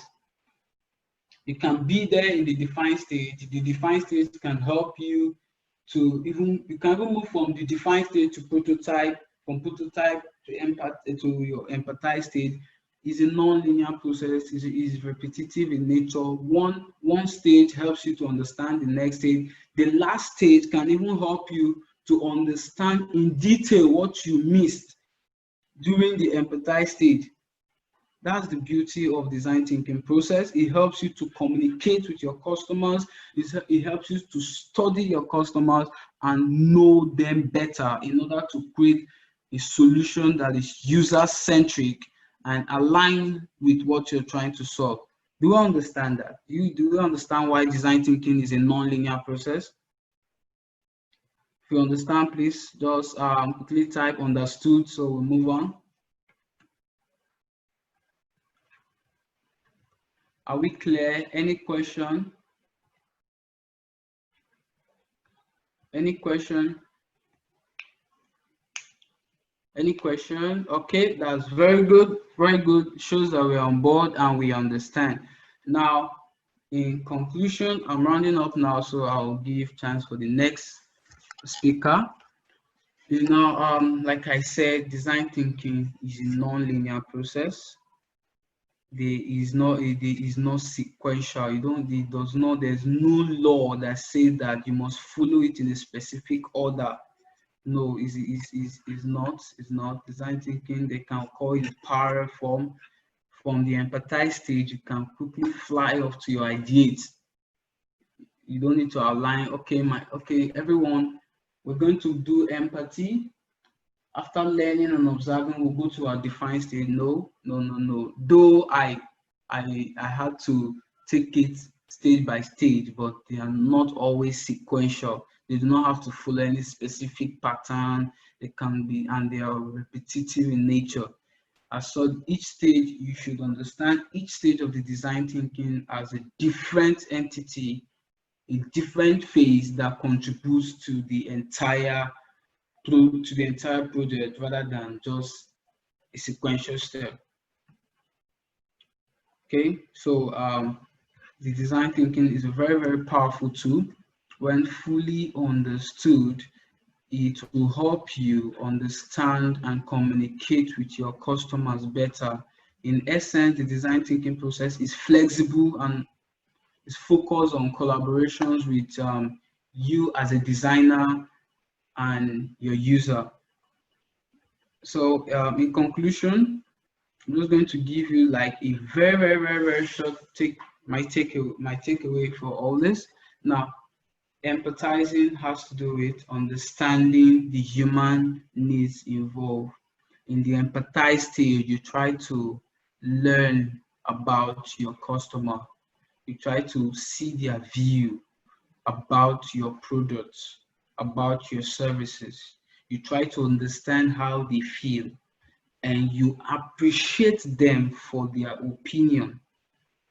And there's this tendency we have, which we just have to, most of us have this tendency to just say whatever thing is going on in our head. It's not like that. Really, what I mean is that when interacting with a user of your product during the empathize stage, it is very, very, very, very advisable you hear and be a good listener, hear that person's opinion about your product. It's not good when you're observing somebody, the person is telling you how he feels about your product, and then you just jump in. But I actually think the product is okay. Now, what you're saying now is just a minor issue. It doesn't really, no. You have to be humble. You have to listen to them. You're gathering information, so you don't really air out your view. You want to create a solution for your user. Your view doesn't really, your view only counts during the ideation section. That's when you air your view. But during the empathize section, you don't air your view with your viewers, with your customers. Rather, you try to listen to them, understand the human need involved, and then you reframing and defining the problem in a human-centric way, in a way that is based on your customer, how they feel and behave. Okay, I have a question. So Luca say, in a situation where your prototype cannot be examined by your team, how do you get it to get it examined and have feedback without making it look okay? Wow, that's a very smart question. I see why Excellent brags a lot about our students. Wow, that's a very smart question. Now, in a situation where you can't get your prototype to be tested by your team or examined by your team, when you can conduct an experiment. Now, what you can do in this sense is that you can get a few users to try out your product. You can get them to just try it out and give you a feedback on how the whole thing feels. Now, doing this does not mean that you don't know what you're doing. Now, there are smart ways to get feedback. Do you know that even people that develop mobile app, you see that when you use an app for like 2 to 3 times, or you stay long on an app, it will tell you, the moment you try to leave the app, it will tell you to rate it. And then you see if you want to rate it 5-star. That's a smart way of getting review and feedback without actually making the user think that you don't know what you're doing. There are so many ways to do that. So you can get like a small group of users to try out your product and give you feedback on how they feel about it. It does not make you look as if you don't know what you're doing. I don't know, is that clear? Do you understand that? You understand? So that's another way of prototyping. You can get very good. So is there any other question? Does anyone have any other question? Any other question? Okay, so please, I want you to comment understood if you understand everything that we said so far about design thinking.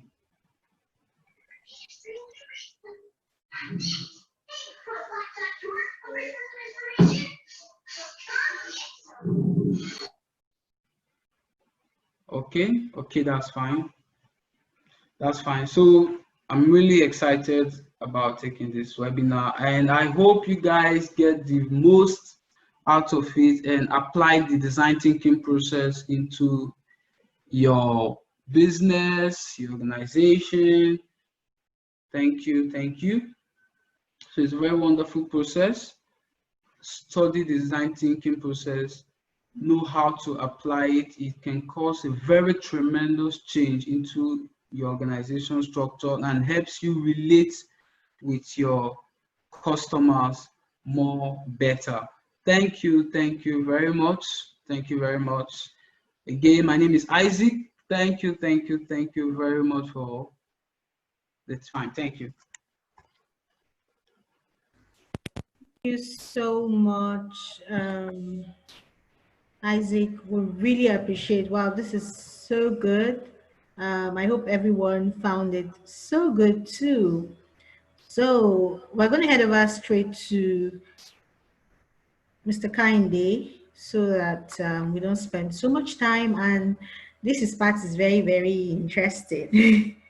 I know most of us want to see the money part of it. So, okay, Mr. Kainde, you're up.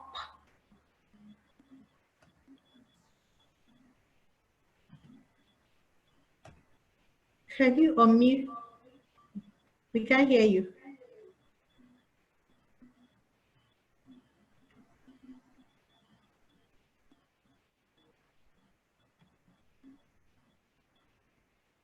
We can't hear you.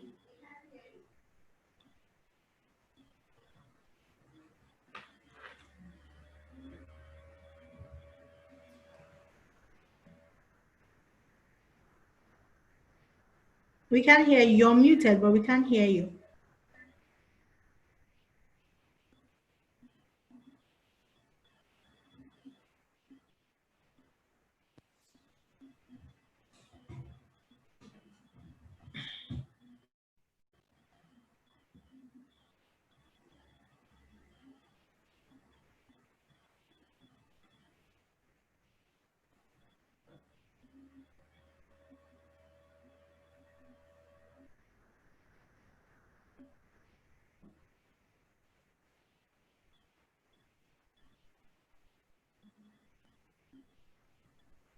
It's like, let's give him a few minutes. We still can't hear you. I don't know what's wrong. Can you guys hear? I can't hear.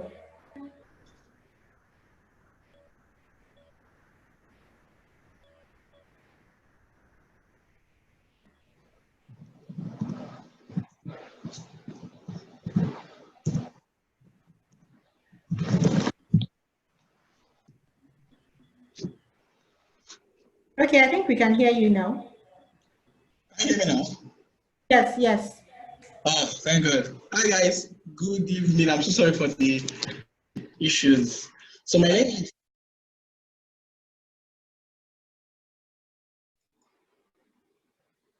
Can you guys still hear me? Hello, can you guys hear me? Yes, we can hear you now. We can hear you now. Okay, good. I'm so sorry for all the issues that happen now.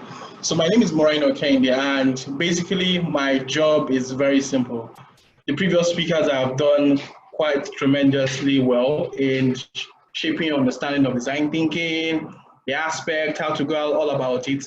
So my job is to talk about opportunities, job, and money, right? So I'm sharing my screen with us in a second. Yeah. Great.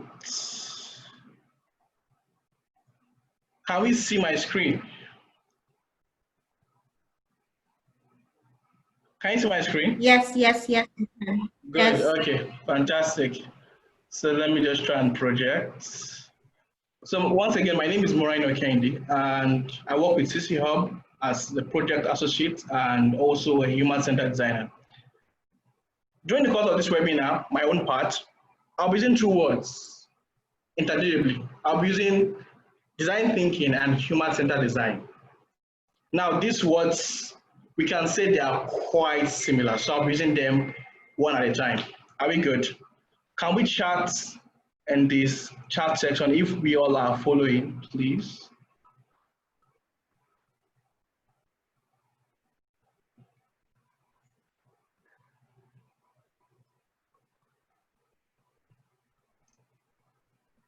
I am not seeing anything yet.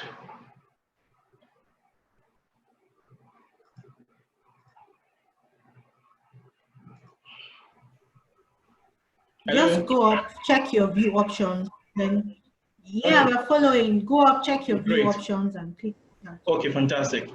Now, during the course of your webinar with the other speakers, they've talking about what design thinking is. I would bring that one to perspective right now. Then I would also try to bring some keywords that would use to form a basis of understanding during the course of my own part. Now look at it. Design thinking or human-centered design is a creative approach.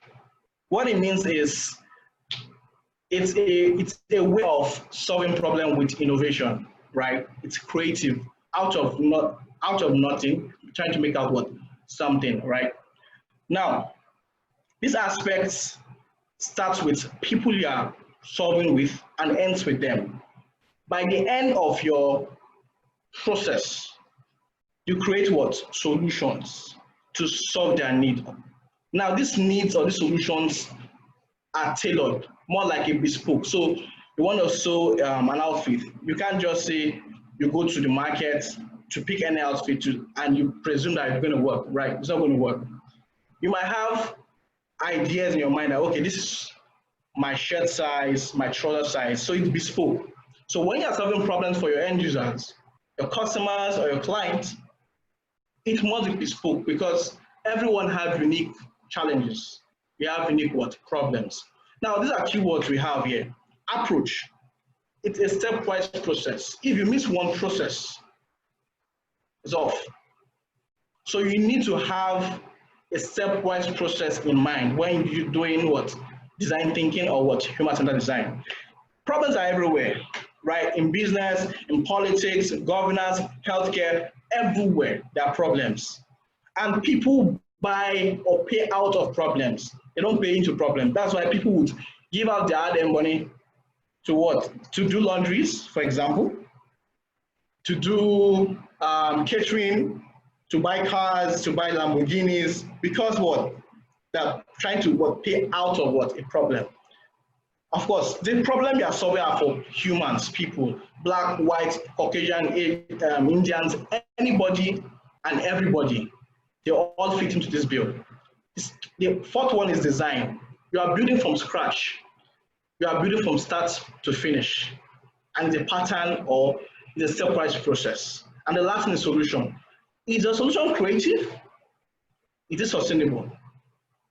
If your solution is not sustainable, at the end of the day, that problem will arise or will occur again. And before you know it, you're actually not doing the right thing you ought to do.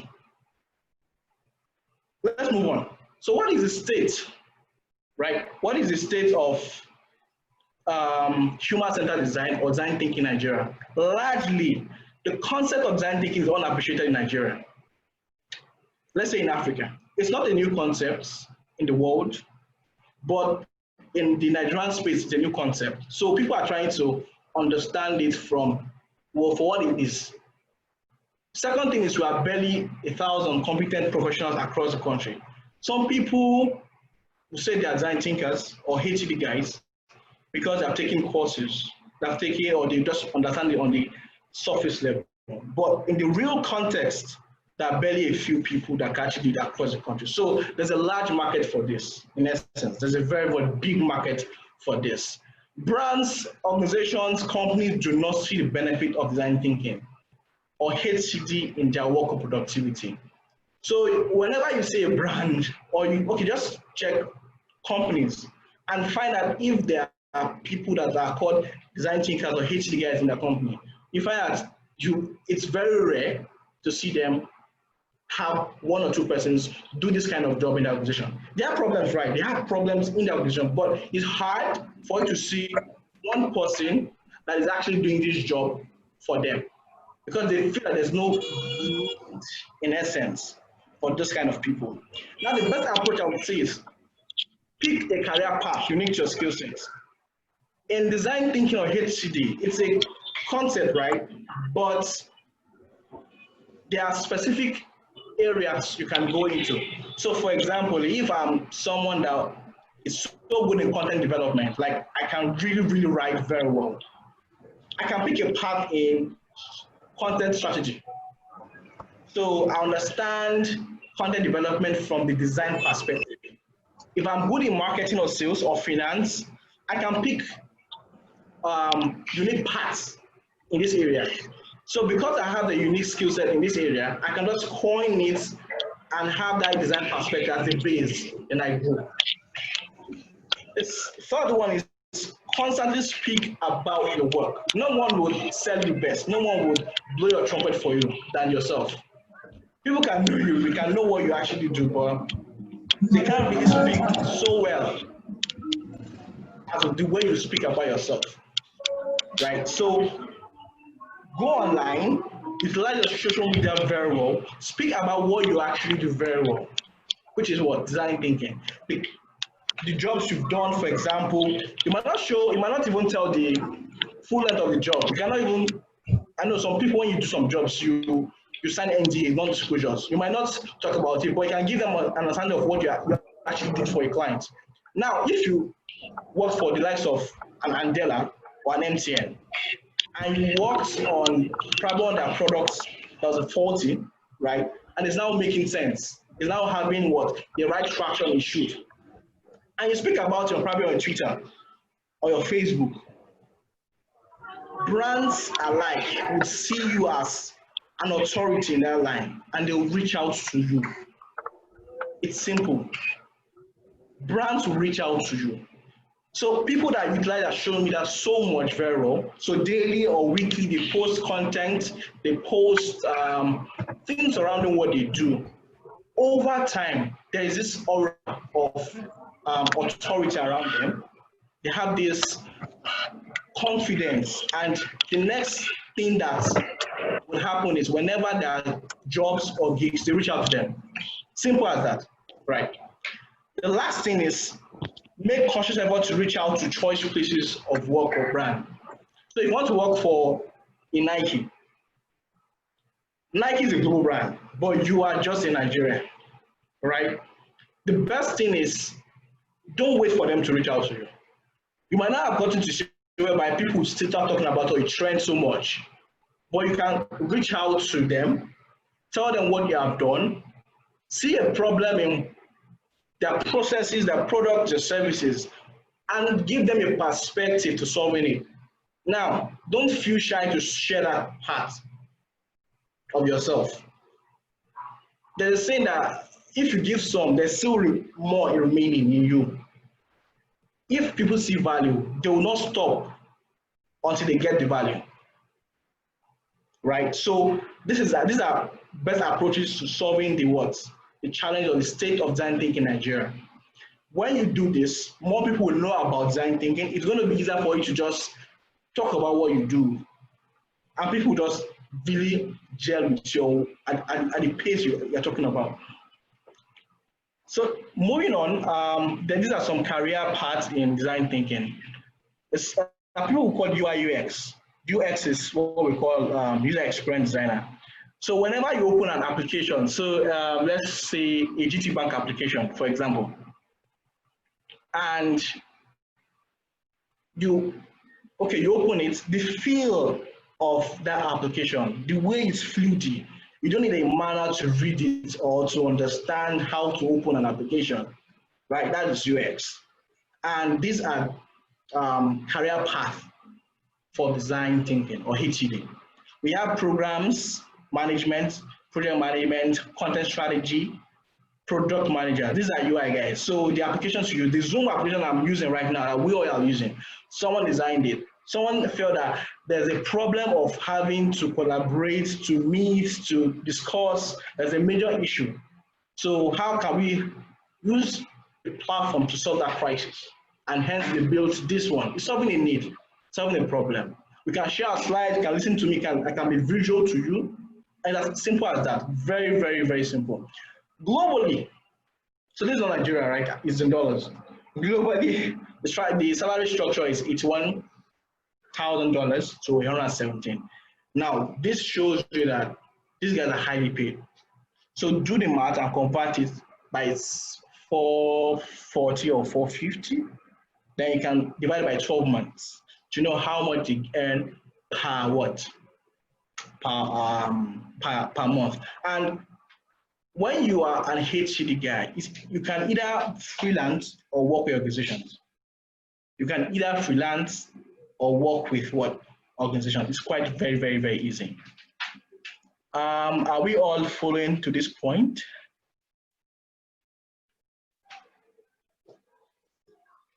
Are we all following to this point?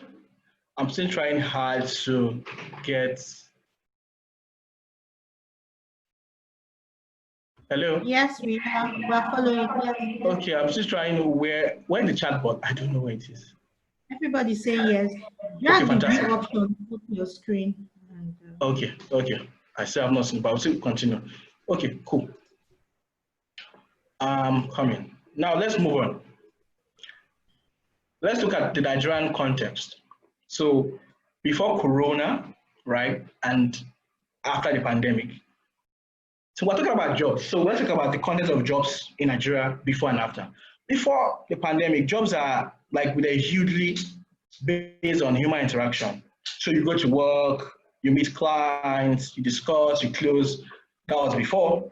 Jobs were either skilled or unskilled. So you can be skilled as, say, a web developer in a company, and you can be unskilled, probably the gate man or the cleaner. Recruitment were physical. So whenever you needed to apply for a job, you would apply, right? And you'd be shortlisted for an interview. You have to show in person so they can assess you. So, and jobs were basically essential and non-essential. Essential, the likes of tech, medicine, logistics. But now, during the Corona or the pandemic and after, unskilled jobs were cut off. A lot of people lost their jobs simply because, one, they couldn't deliver at home. They couldn't deliver 100% from where they are. People could do their jobs comfortably well. The human interaction has removed them from the surface. So we are looking at essential jobs. Anything that's not essential is like off. Jobs are now basically skilled. So if you are really skilled, your job is still intact. So, sorry, even some skilled people still lose their jobs because someone can still do their job for them. So this is what brands do right now. These are companies or organizations do. What they will do is, if you have a skill and someone has another skill, they would now do their checks and balances. Can this person do the other person's job? If yes, they will remove one person, the person will do two jobs, and they'll probably give a little raise in salary. That's it. So even at the aspect of being skilled, some people are still losing jobs, right? Jobs are now more remote with less interactions. Top fields on the pandemic and after the pandemic, tech, business, healthcare, logistics, and all jobs that are in the essential space, pharmaceuticals, agriculture, the likes. Yeah. So moving on, there are tools that I personally would recommend that everyone should have. And how to use this tool. The first tool is job readiness document or marketing document. This tells you who you are, right? Tells you or tells someone what you have done, experiences, expertise over time. Portfolios. If you are a designer or in tech, you should have a portfolio. A portfolio shows the engagements you've had, what you utilized to solve those engagements, the how, the reach the end goal of that engagement, right? So if you are someone that works with, so I'm in the healthcare space, and the last thing I did was to work on a maternal mortality. So I used HCD, or design thinking to maternal mortality, for an organization, right? So for me, if I'm to have a portfolio, I would say, oh, I worked with this brand, solved the problem, the number of months, the outcome, and milestones achieved. That way, anyone seeing my portfolio, my CV resume, will be able to understand what I did, who I did it with, the traction, the metrics over that period of time. They don't need to see me, but that document speaks so well about me before they even see me physically, if they want to see me physically. The second thing is CV. We all know what CVs are, resumes, and cover letters. So whenever I'm looking for a job in an organization, these things are readily asked for. But these days, people are trying to limit the use of CVs, resumes, and cover letters, right? You just want to know, can you do the job? If I've done a job, let's go technical. They start asking you technical questions. So if you're a mechanical engineer, for example, there's a way they will ask some technical questions, or they would expect you to speak in technical terms to convey that you have some level of mastery of what you say you do best. The next thing is social media presence. COVID-19, lockdown, everyone just stayed at home. We're all bored. We just jumped on social media. So there was an upsurge in Nigeria for 60%, at 60% for a rise in social media usage. During the pandemic, people were like, well, what can we do? Some people had a lot of signups to the likes of Twitter, Facebook, Instagram, because we're bored. But people are now living on social media almost 24 hours. That means people are having virtual lives there. And you can also, brands have virtual lives there. Andela is now totally remote. Totally remote. You can't see a physical space for Andela. I don't know if we all know Andela, but one of the top software, sub-dev companies in Nigeria. Totally remote. So whenever you want to reach out to them, you can't book this in physical space. You will have to reach them online. And almost all brands in the world have Twitter accounts. Now, Twitter is a space where you get the fastest juicy news update before other social media platforms, right? Before you get breaking news, you get job opportunities on Twitter, and this is a place you should start leveraging on to get jobs. This is a place you start leveraging to speak very well about what you do and how you do very best. The next thing is well-updated social media account. If you want to reach an MTN or the CEO of a company and talk business, you wouldn't go with an account that's not updated. There are ways that a LinkedIn should look, a Twitter should look, a Facebook should look. If you don't have this, it will be difficult for you to engage because you feel like you are just anybody. But when you have a very structured social media platform or account, they'll take you more seriously, right? The last one is data, subscription. You just need to have this.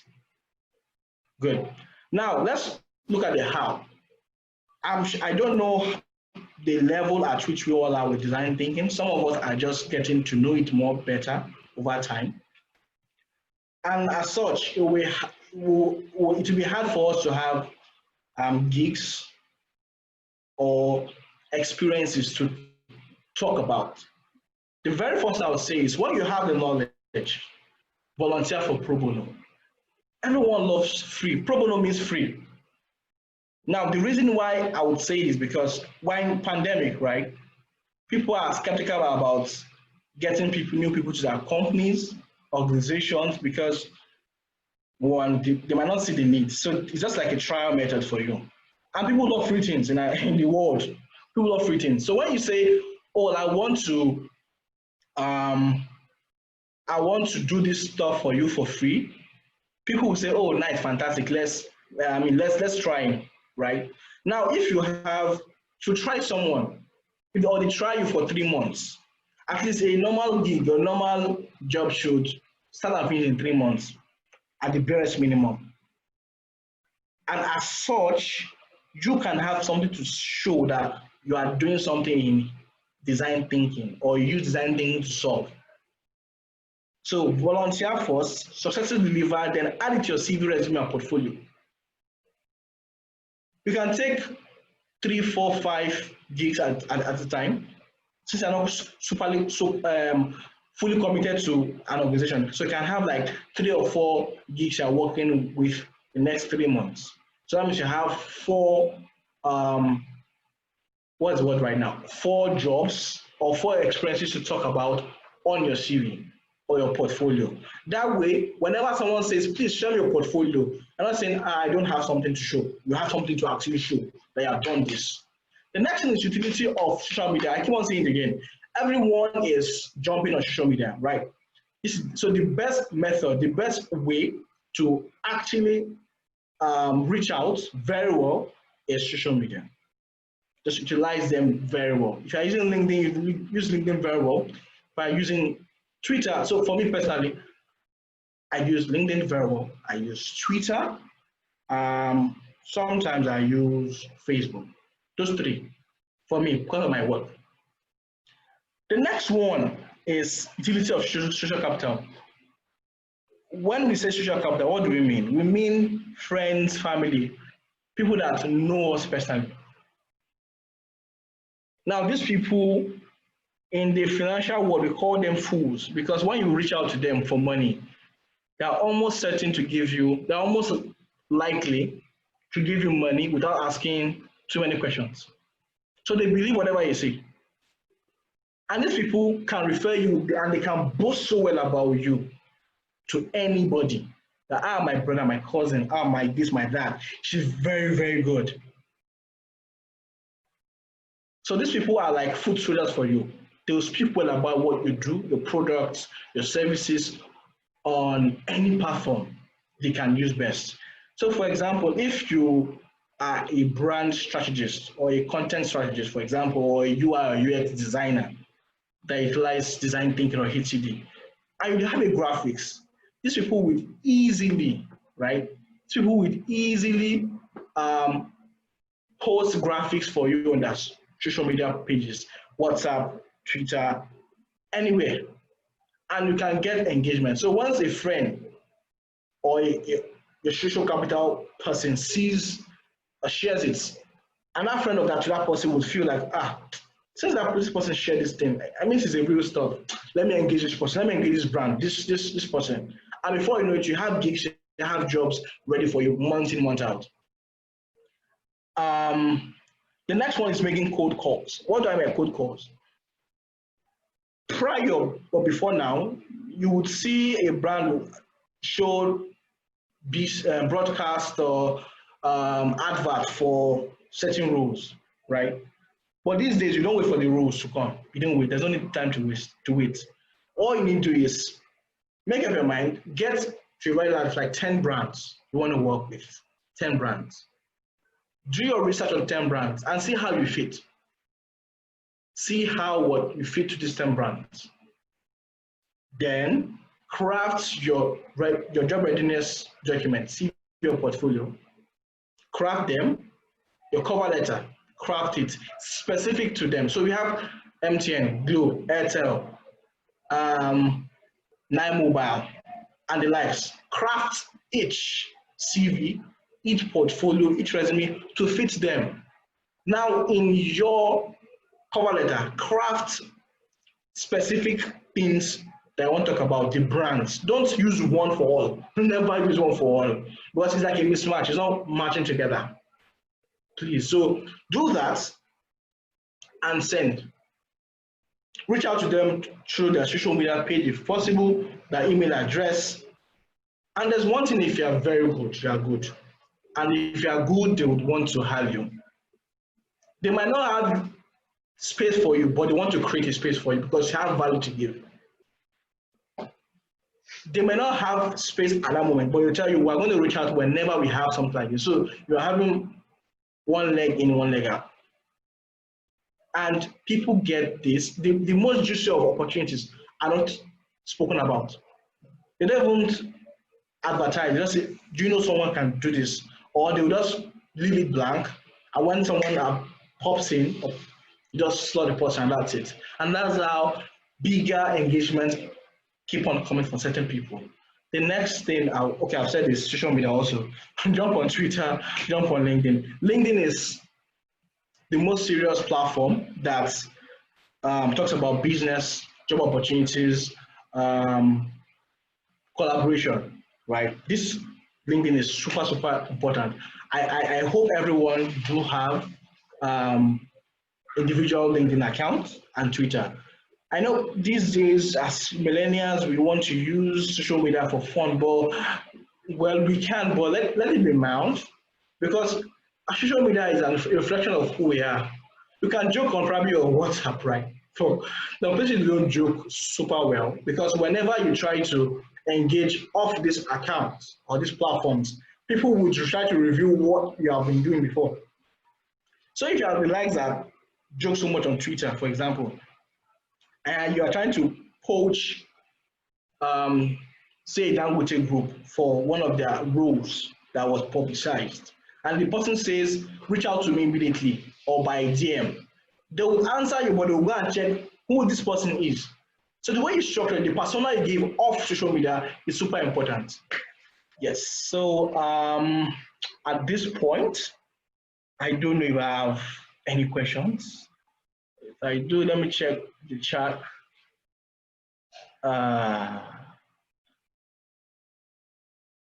Okay, good. I'm seeing some questions here. Yeah, so HCD from Emmanuel. HCD is human-centered design, like Excellent has said. Gigs are like freelance jobs. Yes, fantastic. Yeah, so do you have any questions for me to answer? Any? Please chat in the chat box so I can respond to them.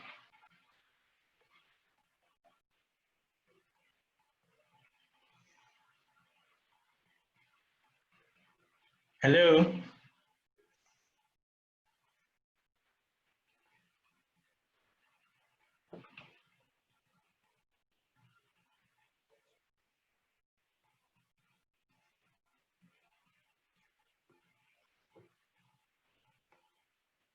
Okay, fantastic. Chika says Claire.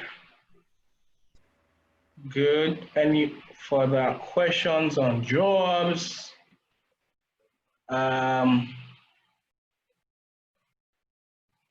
You're welcome, Chika.